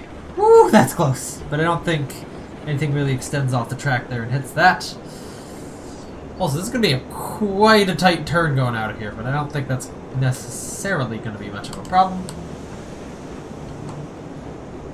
Alright. So then... Oh gosh, it's almost been 2 hours. Whew. Well, whatever. We can continue streaming for a while. I'm not really going to do anything else today, so... And I should start on the next Coolcraft episode, but we're going to continue doing this. 150 meter turn. How far can I get with this? Rock. That rock will probably kill it. So, hold on. We just go 140 meter. And then we just keep curving this as far as we want. It's like right up where the snow starts to pile up on the map as well, which is interesting. And now we start sloping downwards and turn this back towards the can actually go up to 200 meter radius as well. Yeah, and then this just starts curving back in towards the main line there. Again, don't know how we're going to... Crap. Wow, this is a steep... this is a steep hill here. Don't know how we're going... Wow, that was at the limits there. Again, don't know how we're going to industries beyond this point, but that's not really my problem right now. That is future me problem. If I ever want to go to the gold industry, which I probably will, because, you know, that's probably going to start paying a lot more than anything that I've done so far. To be fair, I haven't... I think I've barely gotten to the oil field part of the game before. And then I've just, like, stopped, like, right there, because I got slightly bored, and then new industries come out, but they don't exist on the existing maps, and you'd have to, like, place them yourself, which is no fun or whatever, because I just placed them all right next to each other, or find a place to place them next to each other. So yeah, that's my experience with that. Alright, this trap, okay, right here, I don't think this is flat, because I've learned my mistake from that, but certainly is not 3% steep. That is for sure.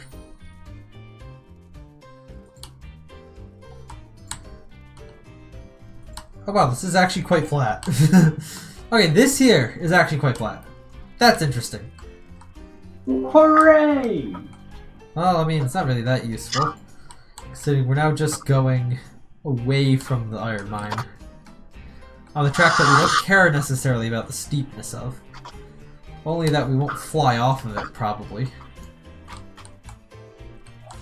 Hey, Joe! Oop.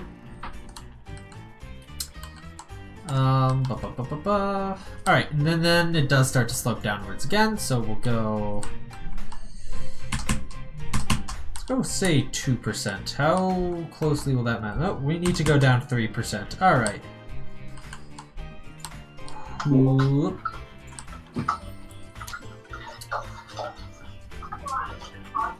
Hopefully we can see on the mini-map here that we are going to eventually meet up here with these tracks.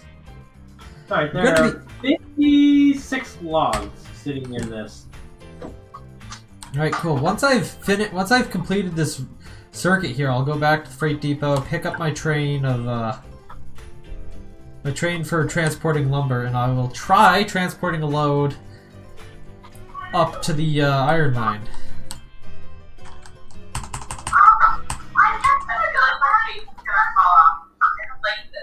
Oh yeah, we need probably more.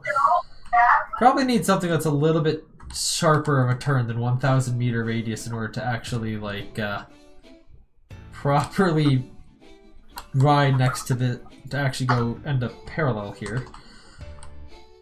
So wow, this is actually getting real close.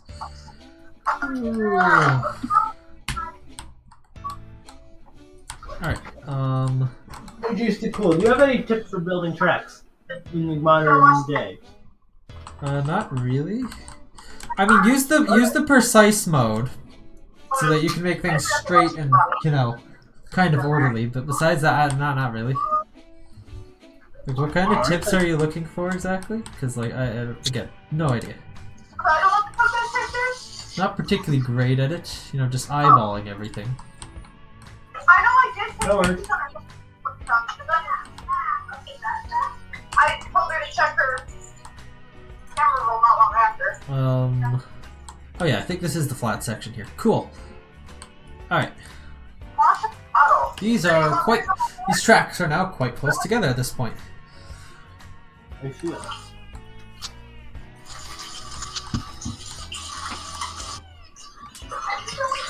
Oh, and they were not quite parallel, so they do start diverging a bit.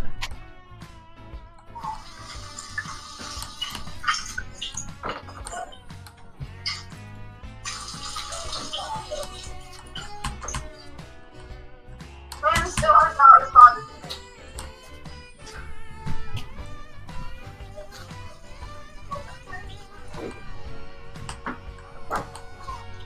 I think it's like 8 a.m.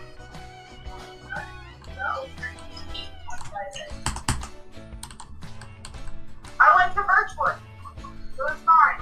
Alright then, so. I was at Birchwood. Man, I have no idea what to say right now, or what to commentate on this right now, because, well, I mean, I guess this isn't the most interesting, not the most interesting content, as I am just building a track here, but, well, this does go down 3, maybe more %. Again, this is on the way down. Doesn't particularly matter what the slope ends up being here, because, again, we're traversing this downwards, which means it will be, a matter of braking rather than a matter of... Oh, and it stopped displaying the thing again. Wow. This must be getting long then. So does it allow me to... Crap, it doesn't allow me to place it. It's too long, dang it. At what point does it render in then? Because it's only rendering the end bit. Oh, there it is. Oh, 3.5%. Ooh. What? Oh, does it actually go too steep for that? Oh, damn. Oh, hey, I got it. Alright.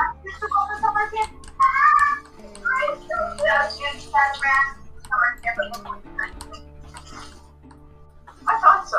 Good night. Right, so this is going to go significantly steeper than 3% here.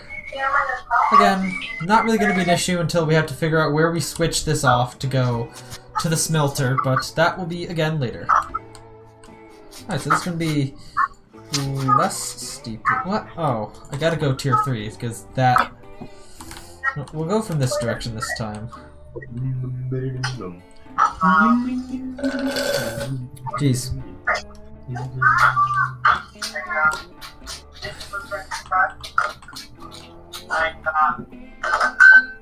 Pretty cool.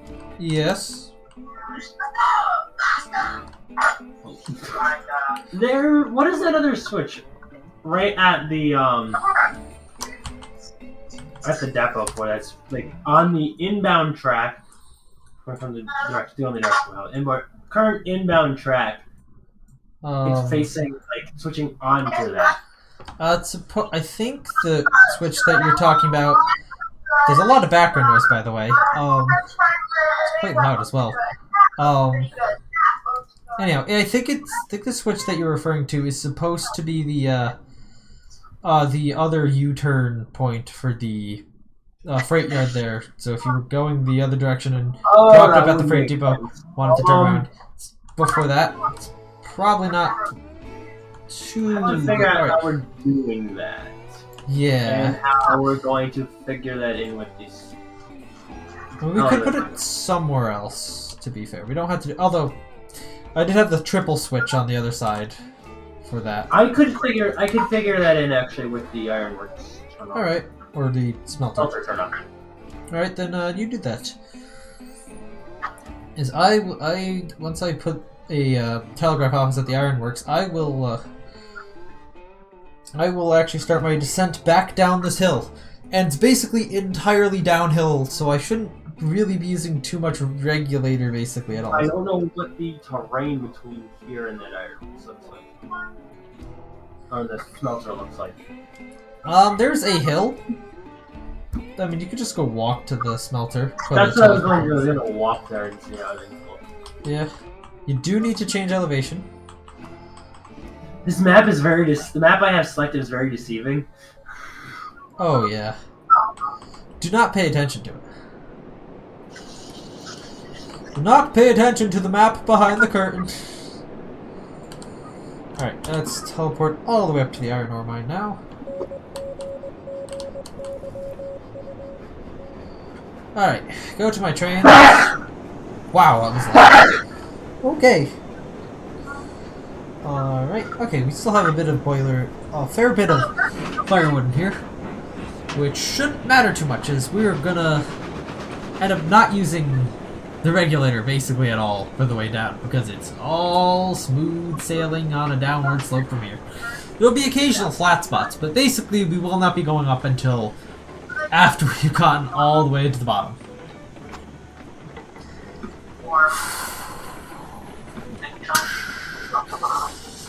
Oh, hold on. Before I go here, I should put in the sign that tells people that this is a 3% grade here. For these signs, I like to place down one sign first, then place down another sign when there's a pole still in the ground there, because these signs do definitely not go tall enough. Alright. I don't know what the max speed is going to be down here, but I guess, you know, there's also like common sense stuff. But we should register it at some point so we know when we're... Oh, when we should really pump the brakes, man. You're going too fast. Alright. And we're just gonna let gravity take us. We are on a not very steep part right now. Okay, we're slowly increasing speed. Come on, accelerate us downwards, gravity, accelerate us downwards! Alright, here goes. There we go. Now we're doing that acceleration.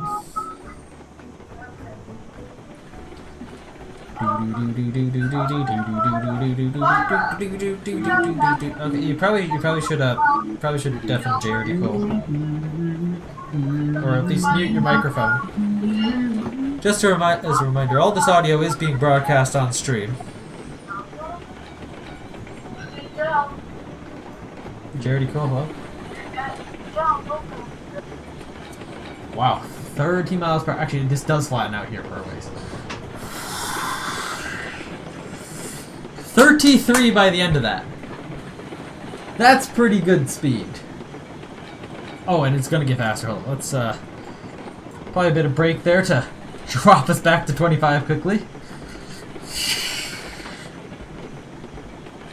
But it's gonna go faster. Choo choo choo choo choo.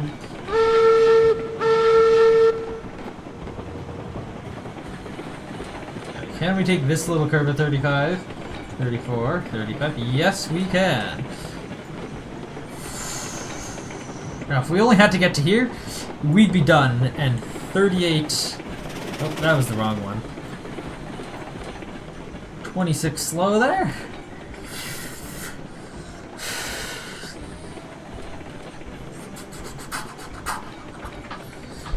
Alright. And then we actually get to about 3.5% on the curve up here, so that's quite a lot. Oh, it also bends outwards away, and I did not notice that. I was free-moding that, but okay. It's only on 28 here. Alright, here's where... Okay, this is also a fairly sharp turn. I wish I could have connected this all in one, but it was too long, it wouldn't let me or something like that. Alright. We're entering this little gorge down here, the mountain pass, whatever it's called. And slow to 40, holy. So you know what, we're gonna brake slow it down to 17 there. Whew! That was fast. And we don't want to be going that fast, because we will tip over around a curve if we go that fast. Or we'll just fly off the track for some unknown reason when it comes to physics. It's just like, nope, and then you're gone.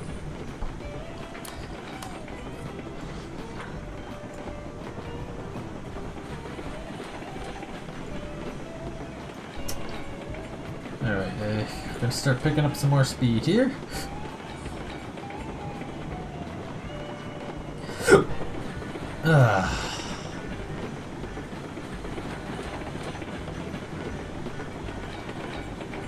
Let's slow it down there, just bleed off 5 miles per hour.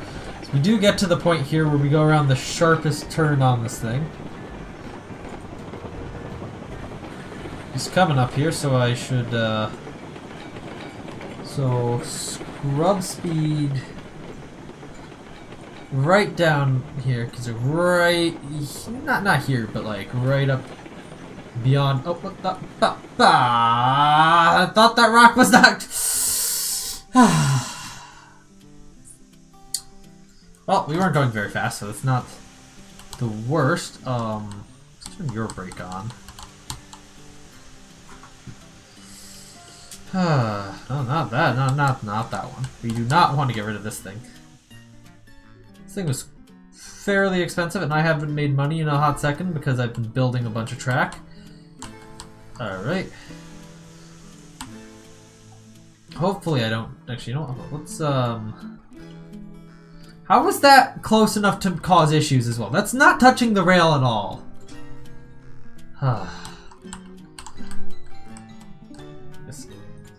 Oh, okay, wow, ooh, I put that at, like, right at the right location. Alright.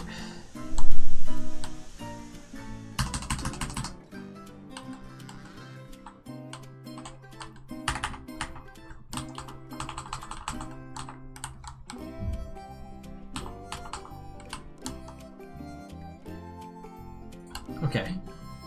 Hopefully this doesn't look too jank. What I'm gonna do here, because I have to do that. Alright. That looks pretty, that actually looks pretty smooth. Alright, and it avoids the stupid rock. Alright. Man, that rock. That stupid rock.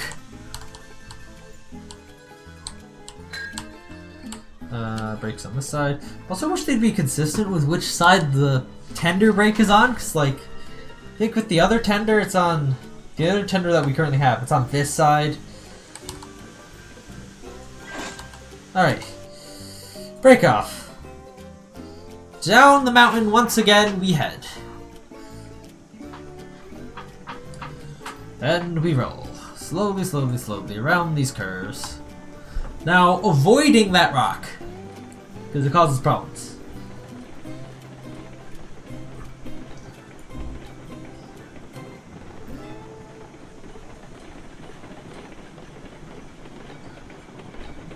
Alright. Of course we lean right close up against this track here so that we can try to get a similar radius curve to it, and we did end up getting a really tight radius curve right here. We're going 25, hopefully we don't tip over. Okay, 25 is a speed we can go without issue. That's good to know. So at least faster than this thing can go under its own power. Actually, let's see if we can just like coast out the rest of this. I did try to make, well, I guess if we get it to like 40 I'll put brakes on, but I did try to make these curves pretty wide and sweeping so you could take them at a pretty good speed. Because I knew that happened when, okay, well it's about to hit 40, so. Okay. Alright, and hopefully, even if I do hit 40 here, 45 maybe even, we should hopefully be good as these curves are pretty wide. It does get a little bit tighter here. Don't tip over 43.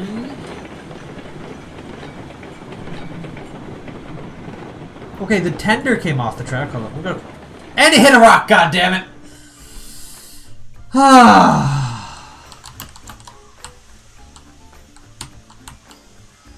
Come on! This freaking rock!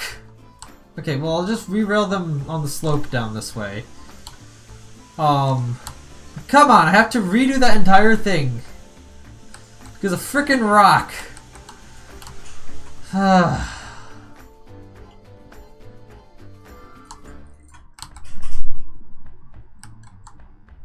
Why did you just... Okay, well that's slightly closer to where it needs to be. I don't know why I put it there. I was not looking at that part of the track.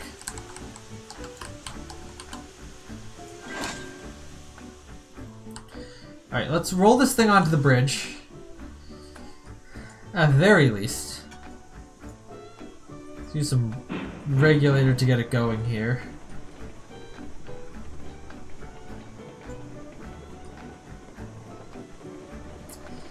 The fact that that stupid rock there, the fact that we can collide with it, so dumb, so dumb. Anyhow, I guess we'll have to use regulator to get back to the freight depot at this point. Well, obviously we will once we get up there, but we were supposed to just coast around this curve. I don't know, the tender did pop off, which is a little interesting that that happened. Not good, but interesting. Alright, we'll go tier 3 rail. Hopefully this stuff will be long enough and valid enough to connect all the way over this way. I'll probably have to delete some more trees, but hopefully this will be fine.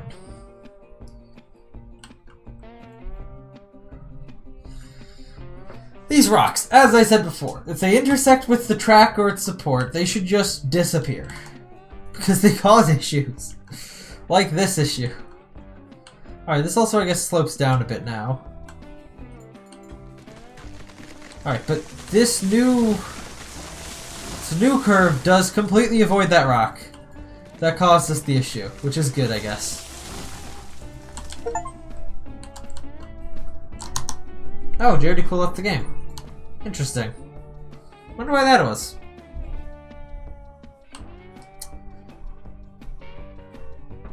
Again, didn't actually tell me that. I just got a Steam notification saying that he was offline.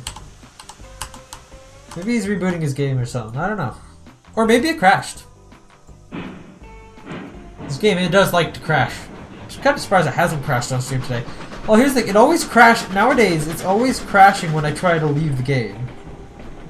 So, like, I'll click, you know, leave session, and then the game will just crash. Maybe that's what happened to him when he tried to reload. If he's just trying to reload or whatever, but,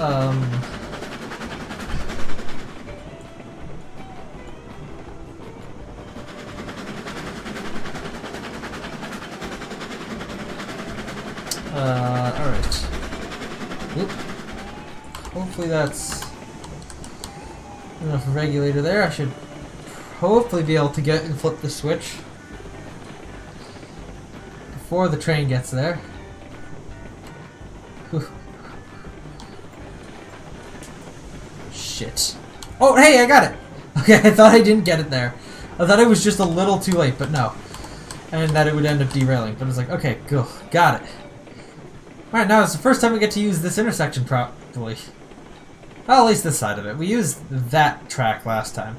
To be fair, we are going to have to come around here. I mean, we're, I guess, going to pick up from the sawmill there, and then we go all the way around.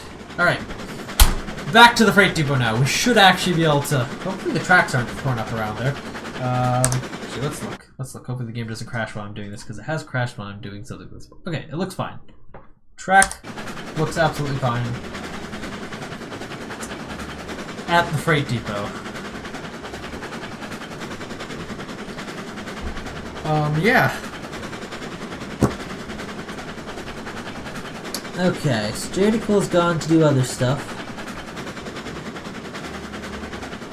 I guess I'm alone now. He apparently didn't do much when it came to actually building a path to the smelter, but that's not really big deals. We don't even have the gondola cars yet, so we'll have to just deal with that later. Later, I guess, yeah? Oh yeah, hey, my minimap's zoomed out now because it zoomed out. You can see the whole rail network around here. Well, most of it. And even a bit of the shortcut from the logging camp all the way down. Very tip of where that turns around. Ah,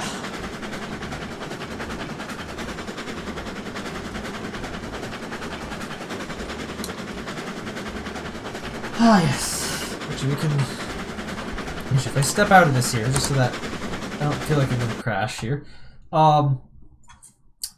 Yeah, that section we built there all the way up, that's a quite long section, all the way up to the iron ore mine there. It's similar in length to this section that's going over to the freight depot here.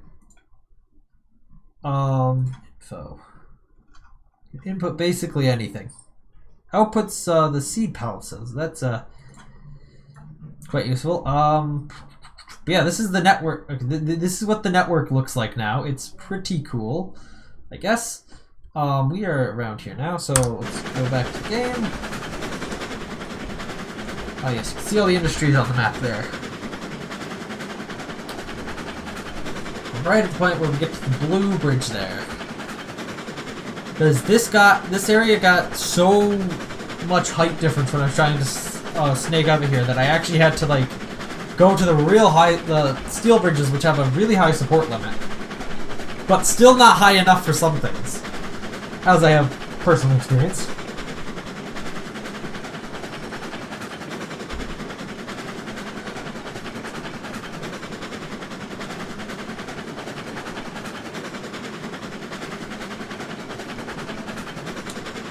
Yeah, the height above the ground right in that area there that we just were stupidly tall.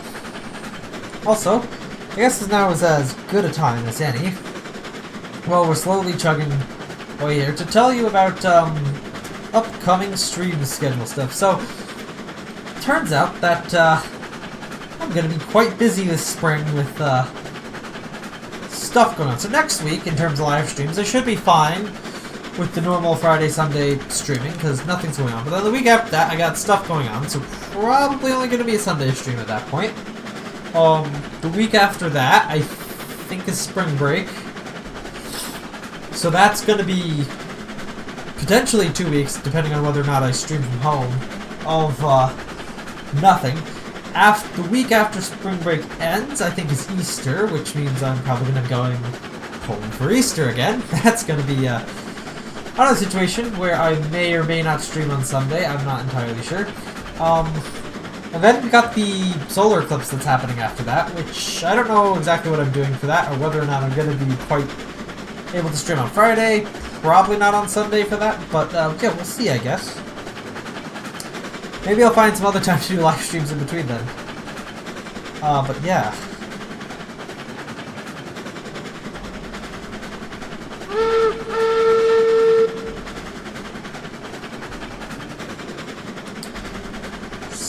Now steaming into the... well, almost steaming into the freight depot here.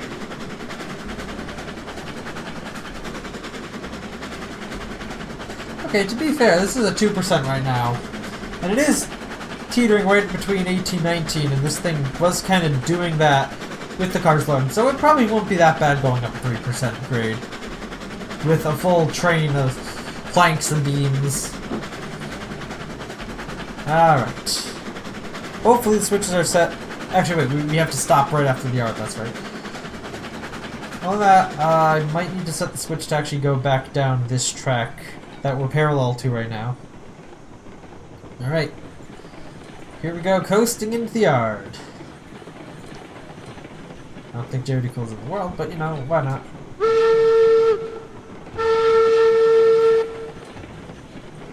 Whistling our entrance.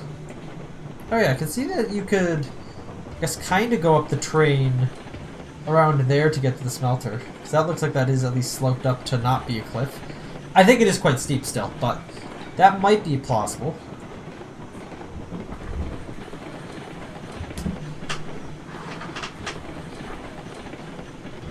Ooh yeah, my computer is quite warm right now. Oh, crap. I did not want to be down this... okay, I was not expecting that.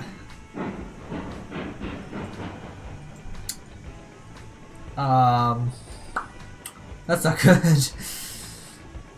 Yeah, I think this is the switch that Jared Cool was talking about a little while ago. This is supposed to be for the U-turn around here. I don't know, we might need to change this out because the U-turn on the other side turned out to be kind of a pain. Alright.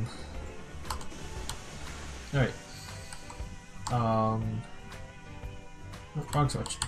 This one. Come on, move it. But it was no, not that one. Because that one doesn't matter. This one. Thank you. That will switch back when I roll over it, I believe.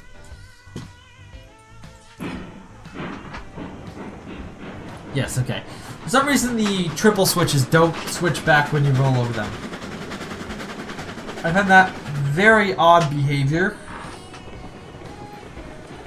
Alright, Jerry Cole's entire train there. How many cars is it? 1, 2, 3, 4, 5, 6. Okay. And he pulls them with that starter locomotive. Damn. Okay. He also has a caboose on that, so he's actually longer than this train is probably right now. Okay, once I get past this, flip this, I'll have to make sure to flip the other switches the way that they need to be going.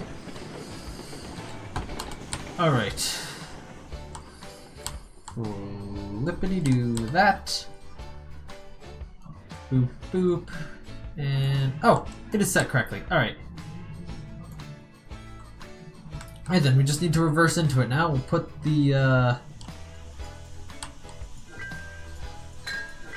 okay, that's a weird design there. Put that in there. Put it in reverse.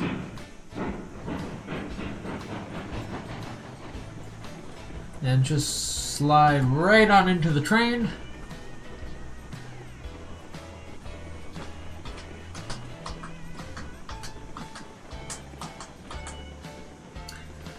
Yes, and then we can get this going right out to the sawmill.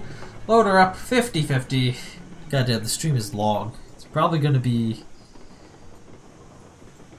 close to one of my longest streams ever once we're actually at the where we're going to stop, which is... oh, shit. Fuck. It was already linked up, damn it. Why is this game so bad at this? Why can't I at least unlink it? Ugh. Can we get like better couplers as well? Like ones that aren't so shit and require you to pre-prep them? Or are those too modern for this game? I think there is a train or a like locomotive and tender that technically have like that coupler design on it, but they just don't use that in the game. I don't remember which one it is, but I think one of those does exist that they for some reason modeled the coupler like that.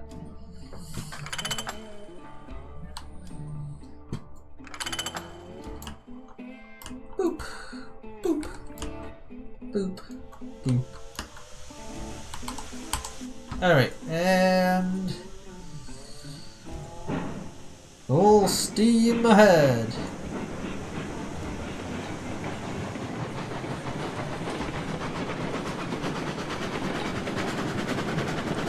Alright, and then hopefully this doesn't derail as it goes around the curve, as it probably will slow down. I just gotta make sure all the stuff is set correctly. Okay, it's set centered here. Like I said, hopefully that'll just make it around there just fine without me having to touch it, and it'll just come right down this track to me. Oh my luck, it'll derail or stop, and I'll be like... I did have to go up a hill there. The flat area that actually exists around this freight depot here is annoyingly small. It's not big enough to actually build like a proper rail yard by the freight depot. Alright. What happened? Did it roll back? I think it rolled back. Oh no, there it is. The map is just not updating. Cool, it worked out. That is perfect. Oh yeah, we got the two original cars that I spawned with right there. Because I wanted the big boy cars. And I had the budget immediately to do it, so I basically immediately did it. This is... alright. Full steam ahead. Got into that turn. It's one of the steeper parts, or the sharper parts of the network that we have to deal with, but shouldn't have to worry about that too much, as the other steep part is right after he picks them up, so we're going to be stopped there at that point anyway. Got all 6 cars, so let's get to going.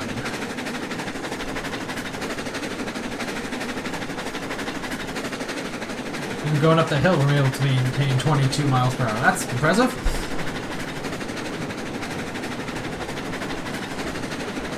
I do wonder how well we will do with fully stocked cars going up 3%. I guess we will see in time.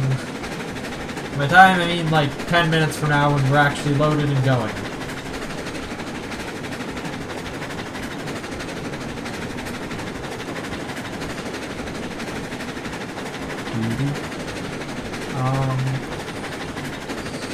Still maintaining 22 miles per hour up this hill.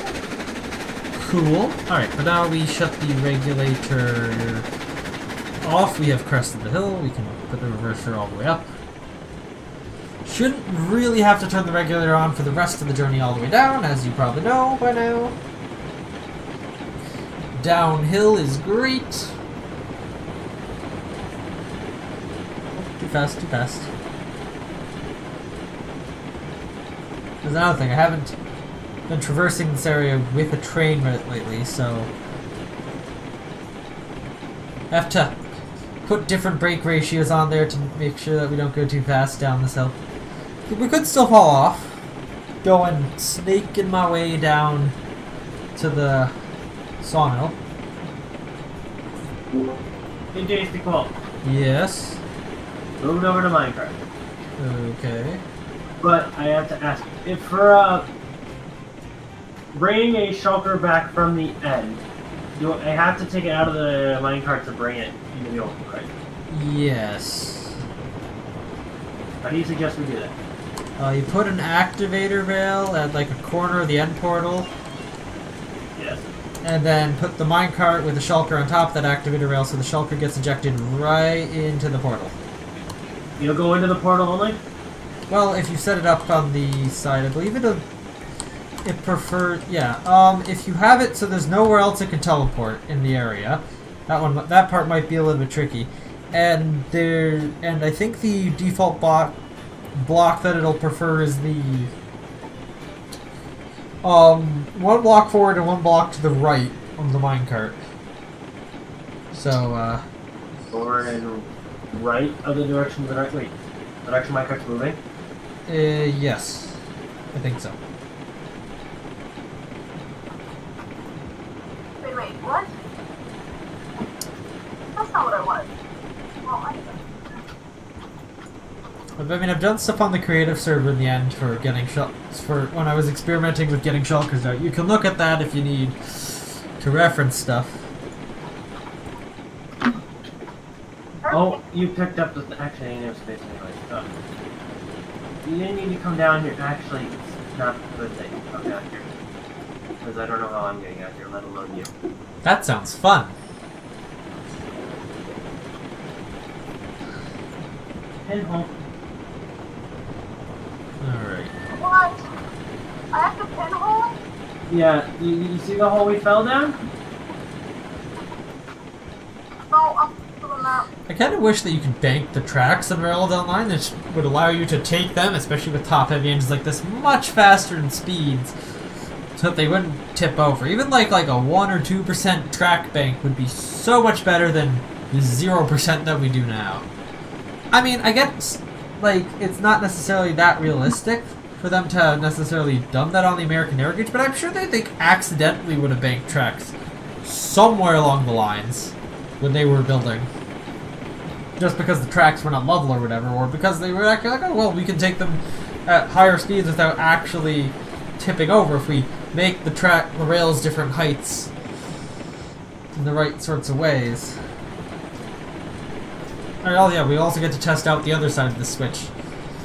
Which, now that I think about it, hopefully it's set correct. Oh, no, it's not set correctly. Stop the train! Stop the train! We're gonna bleed all that speed off, it's fine. One of the switches is completely wrong. We need to get closer. Alright, we stopped too early. We're actually quite far out. Okay, regulator up. Got a slight gravity assist right now. Alright. Yeah, this first switch here is pointing the wrong direction for some reason.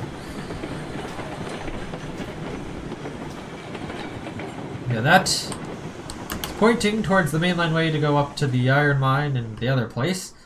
Which, to be fair, depending on how the tracks go, this may or may not be the route that we use to take coal to the ironworks. Maybe. Obviously, future will tell whether we actually have the shortcut, whether going through the smelter is going to be a shorter route from the coal mine. Because actually, if I I think we should. The coal mine is all the way down here. We have to go all the way over to the ironworks there. It is not a favorable journey. That's why, again, I feel like this map is built for real long trains of resources, because everything is so spread out. Long, high-capacity trains with powerful engines up some steep-as hell grades.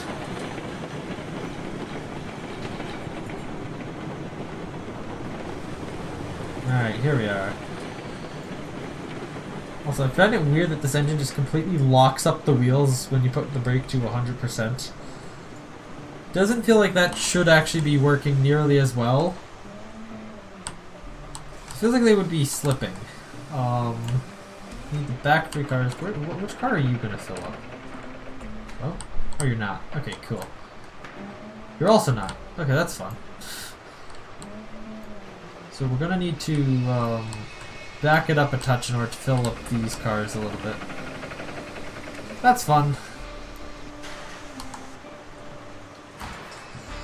Alright, let's...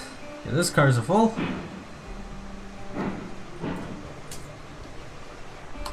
Hopefully that's not too far.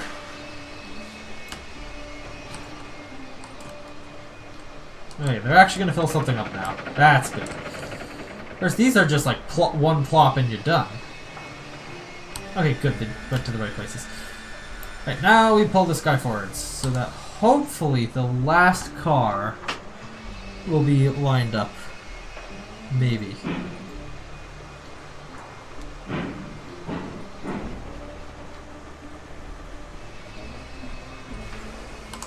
Alright, let's see how that did. Actually, because ideally, you know, we get this one lined up so we can do that. Okay, cool. 2 cars lined up at once. That's perfect. Alright, just gotta wait for those things to finish loading. And then I'll set the switch.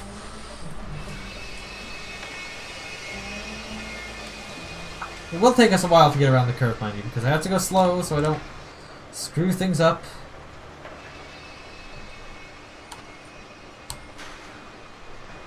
Just cut around the other way for the sawmill here. That power saw is quite loud. I also wonder where they're getting the power from. I don't see no... Well, I guess smokestacks. They're making their own power, I guess. In the age that this is set, it doesn't really surprise me that a industry like this would make their own power. And I guess they're burning the some of the wood shavings, I guess, to make the power? I don't know. Rationalizing this is what I'm doing.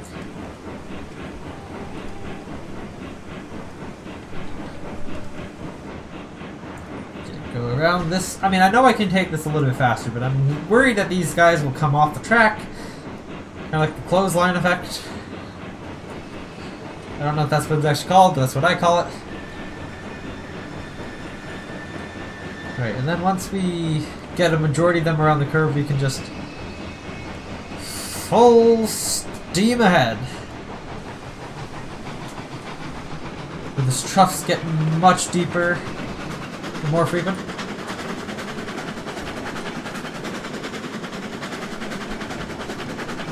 Alright then.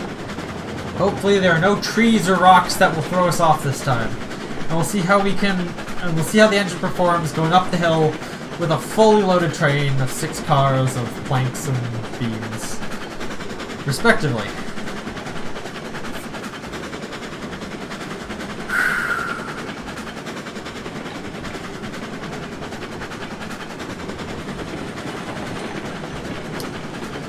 Turn off the regulator because we've got to go downhill for a little while here, which will pick us up a nice bit of speed with this load.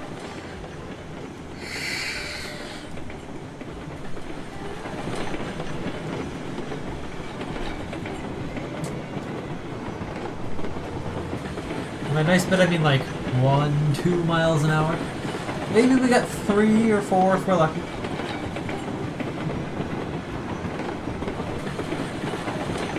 Hey, we got 4, look at that. Can we get a 5th? Probably not.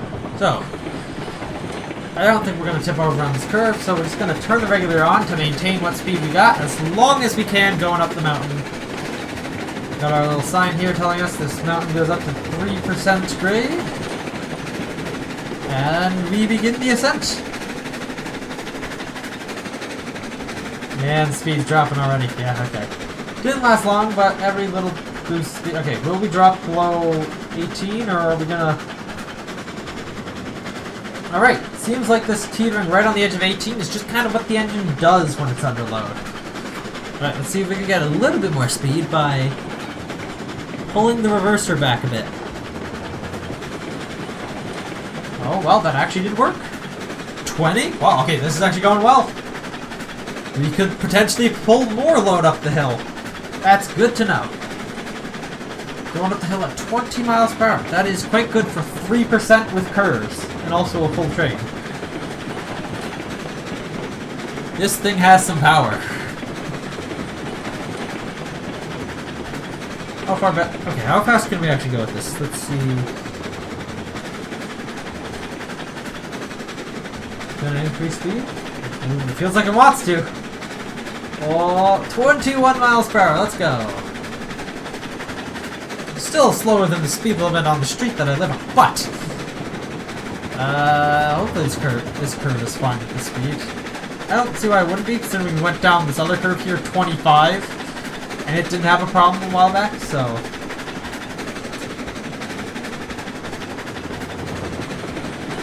Still interested. How far can we pull this thing back? Oh, 39? Okay.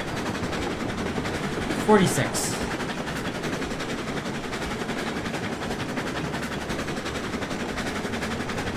Okay, back up to 21. Gonna pop up to 22, or... Feels like it wants to. 21 might be our... as fast as we're literally... Oh.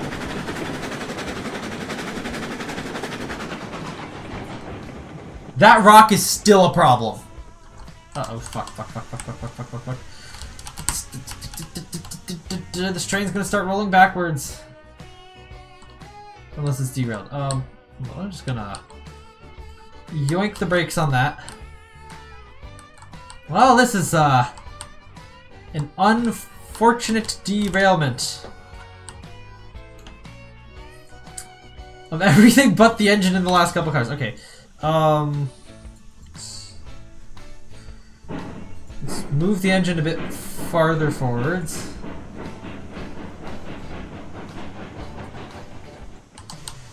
This is not good. Not good at all. Good to know that that rock is still causing us great problems.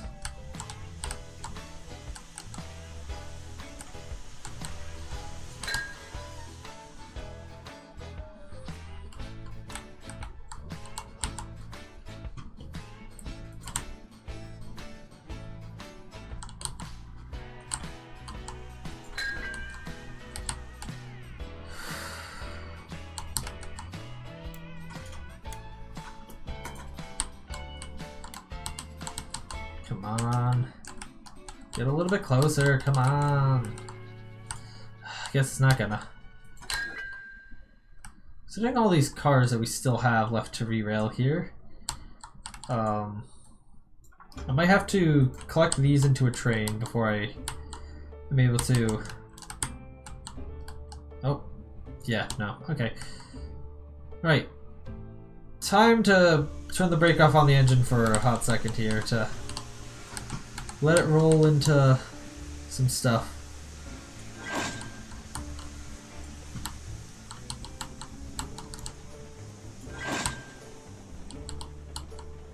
Nope, nighttime passes.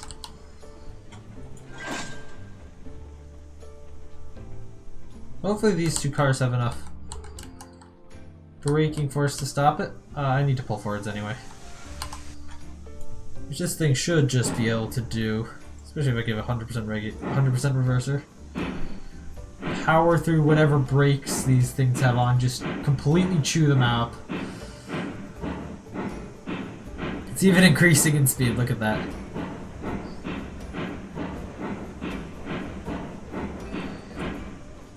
Okay, turn its brake on so that we can disengage one of the brakes. does seem to be moving down, or it does seem to be slowly moving. But, okay, this thing keeps turning me around.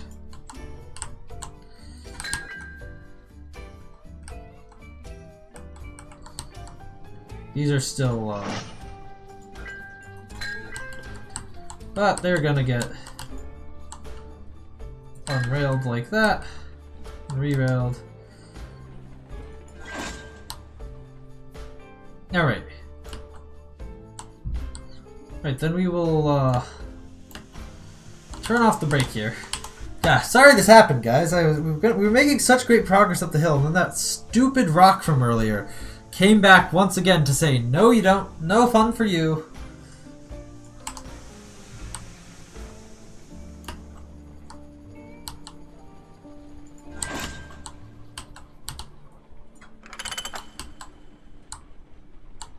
Alright. Final connection here, then we can turn the engine's brakes on. Actually, we can turn the engine regulator on as well, actually. No, stop. God damn it. Alright. Just turn the regulator up. I think its brakes are on. Let's, turn the engine brakes off. Wait, the engine brakes were off. Okay. The train brakes is all that's holding it right now. To be fair, that's not on.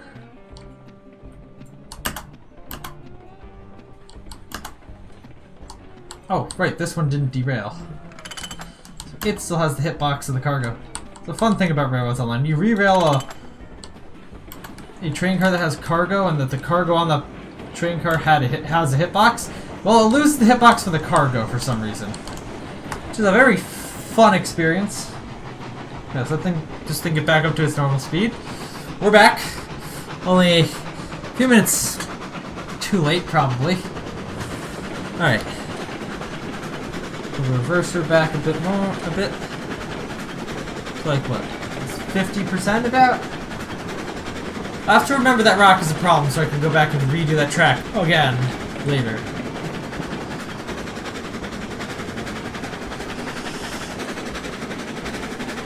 Alright, but now we should be good to head back up to the iron mine without any problems this time. What if I loaded these resources in the wrong order compared to what the iron ore mine wants? Alright, this train is loud.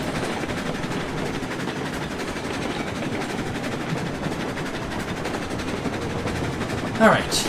Hopefully you can hear me well enough over the actual train itself. That'd be a little bit embarrassing if you can't.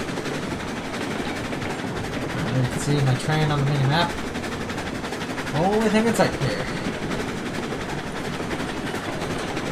Oh wow. Wow, this actually might be steeper than 3% right here. It might actually be like 3.5% when I think about it. This is all the way down to 19. Which is a little unusual as it was able to go up that whole windy section at 21, almost 22 miles per hour. That's fine. Interesting. Good to know. Yeah, splitting off from around here to go over that way is probably the path that we take towards the smelter from the iron ore mine. Yeah, let me say hello to our old friend, the Ironworks. We'll be, well, it's currently not really doing well financially since they can't export any products and they don't have resources to make products out of. It won't be doing well for a while, but the iron ore mine will soon be in business, and occasionally they will be going. We do not have the most regularly scheduled deliveries. I will admit. The economics of all these companies does not make much sense. Okay, we're on a bit of flat ground there. Oh yes, we're going up the 2% stuff right now. And then it goes up to 3, down I think to flat, and once again up to 3 before we're finally there.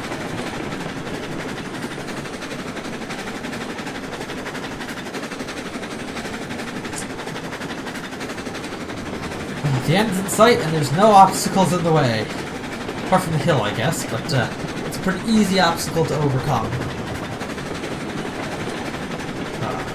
Alright, this. Oh, I missed a bit of rail that I had to get rid of there. Dang. Oh well, guess it stays. Yeah, that was flat there, so that felt a little bit faster, or at least a little bit. Felt like there wasn't nearly as much load on the engine. Now, we traverse the final little summit here. Final incline. Oh, it gets wavy as well. Oh yeah, that's right, we need to turn back a little bit.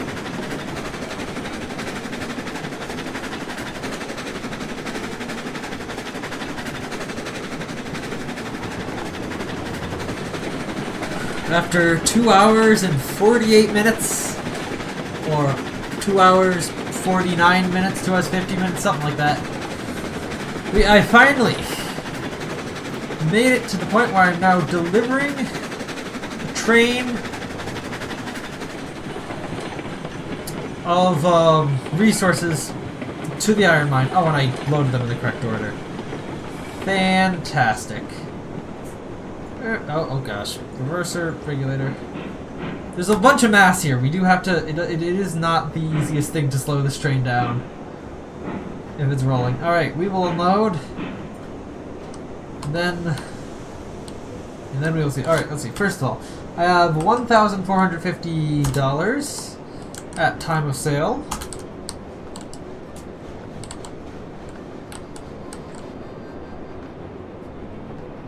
Alright, pull forwards.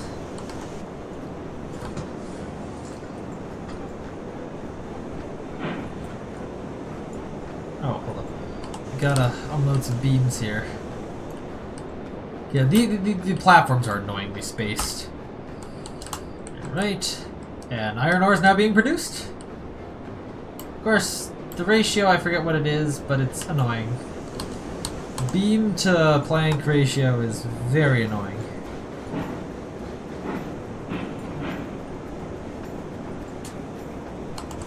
Can I unload both of these at the same time, or do I have to pull forwards further for the... I have to pull... no, actually. Not perfect. Alright. Alright then. Now I have 1,990. Nice. Well, I obviously don't have anything with which to transport iron ore, or I don't really have a good place to transport it to. And yeah, but with that... wow, this stuff's being used up already. Wow, we're down to 4 beams and 6 lumber already. Alright, 3 okay. Well, with that, I'm gonna say thank you all for watching. Hope you enjoyed. Please make sure to drop a like on the stream on your way out, and subscribe to ring the bell for notifications so you don't miss future streams like this one. And yeah, I will see you all next time with a bit of a railroad map here.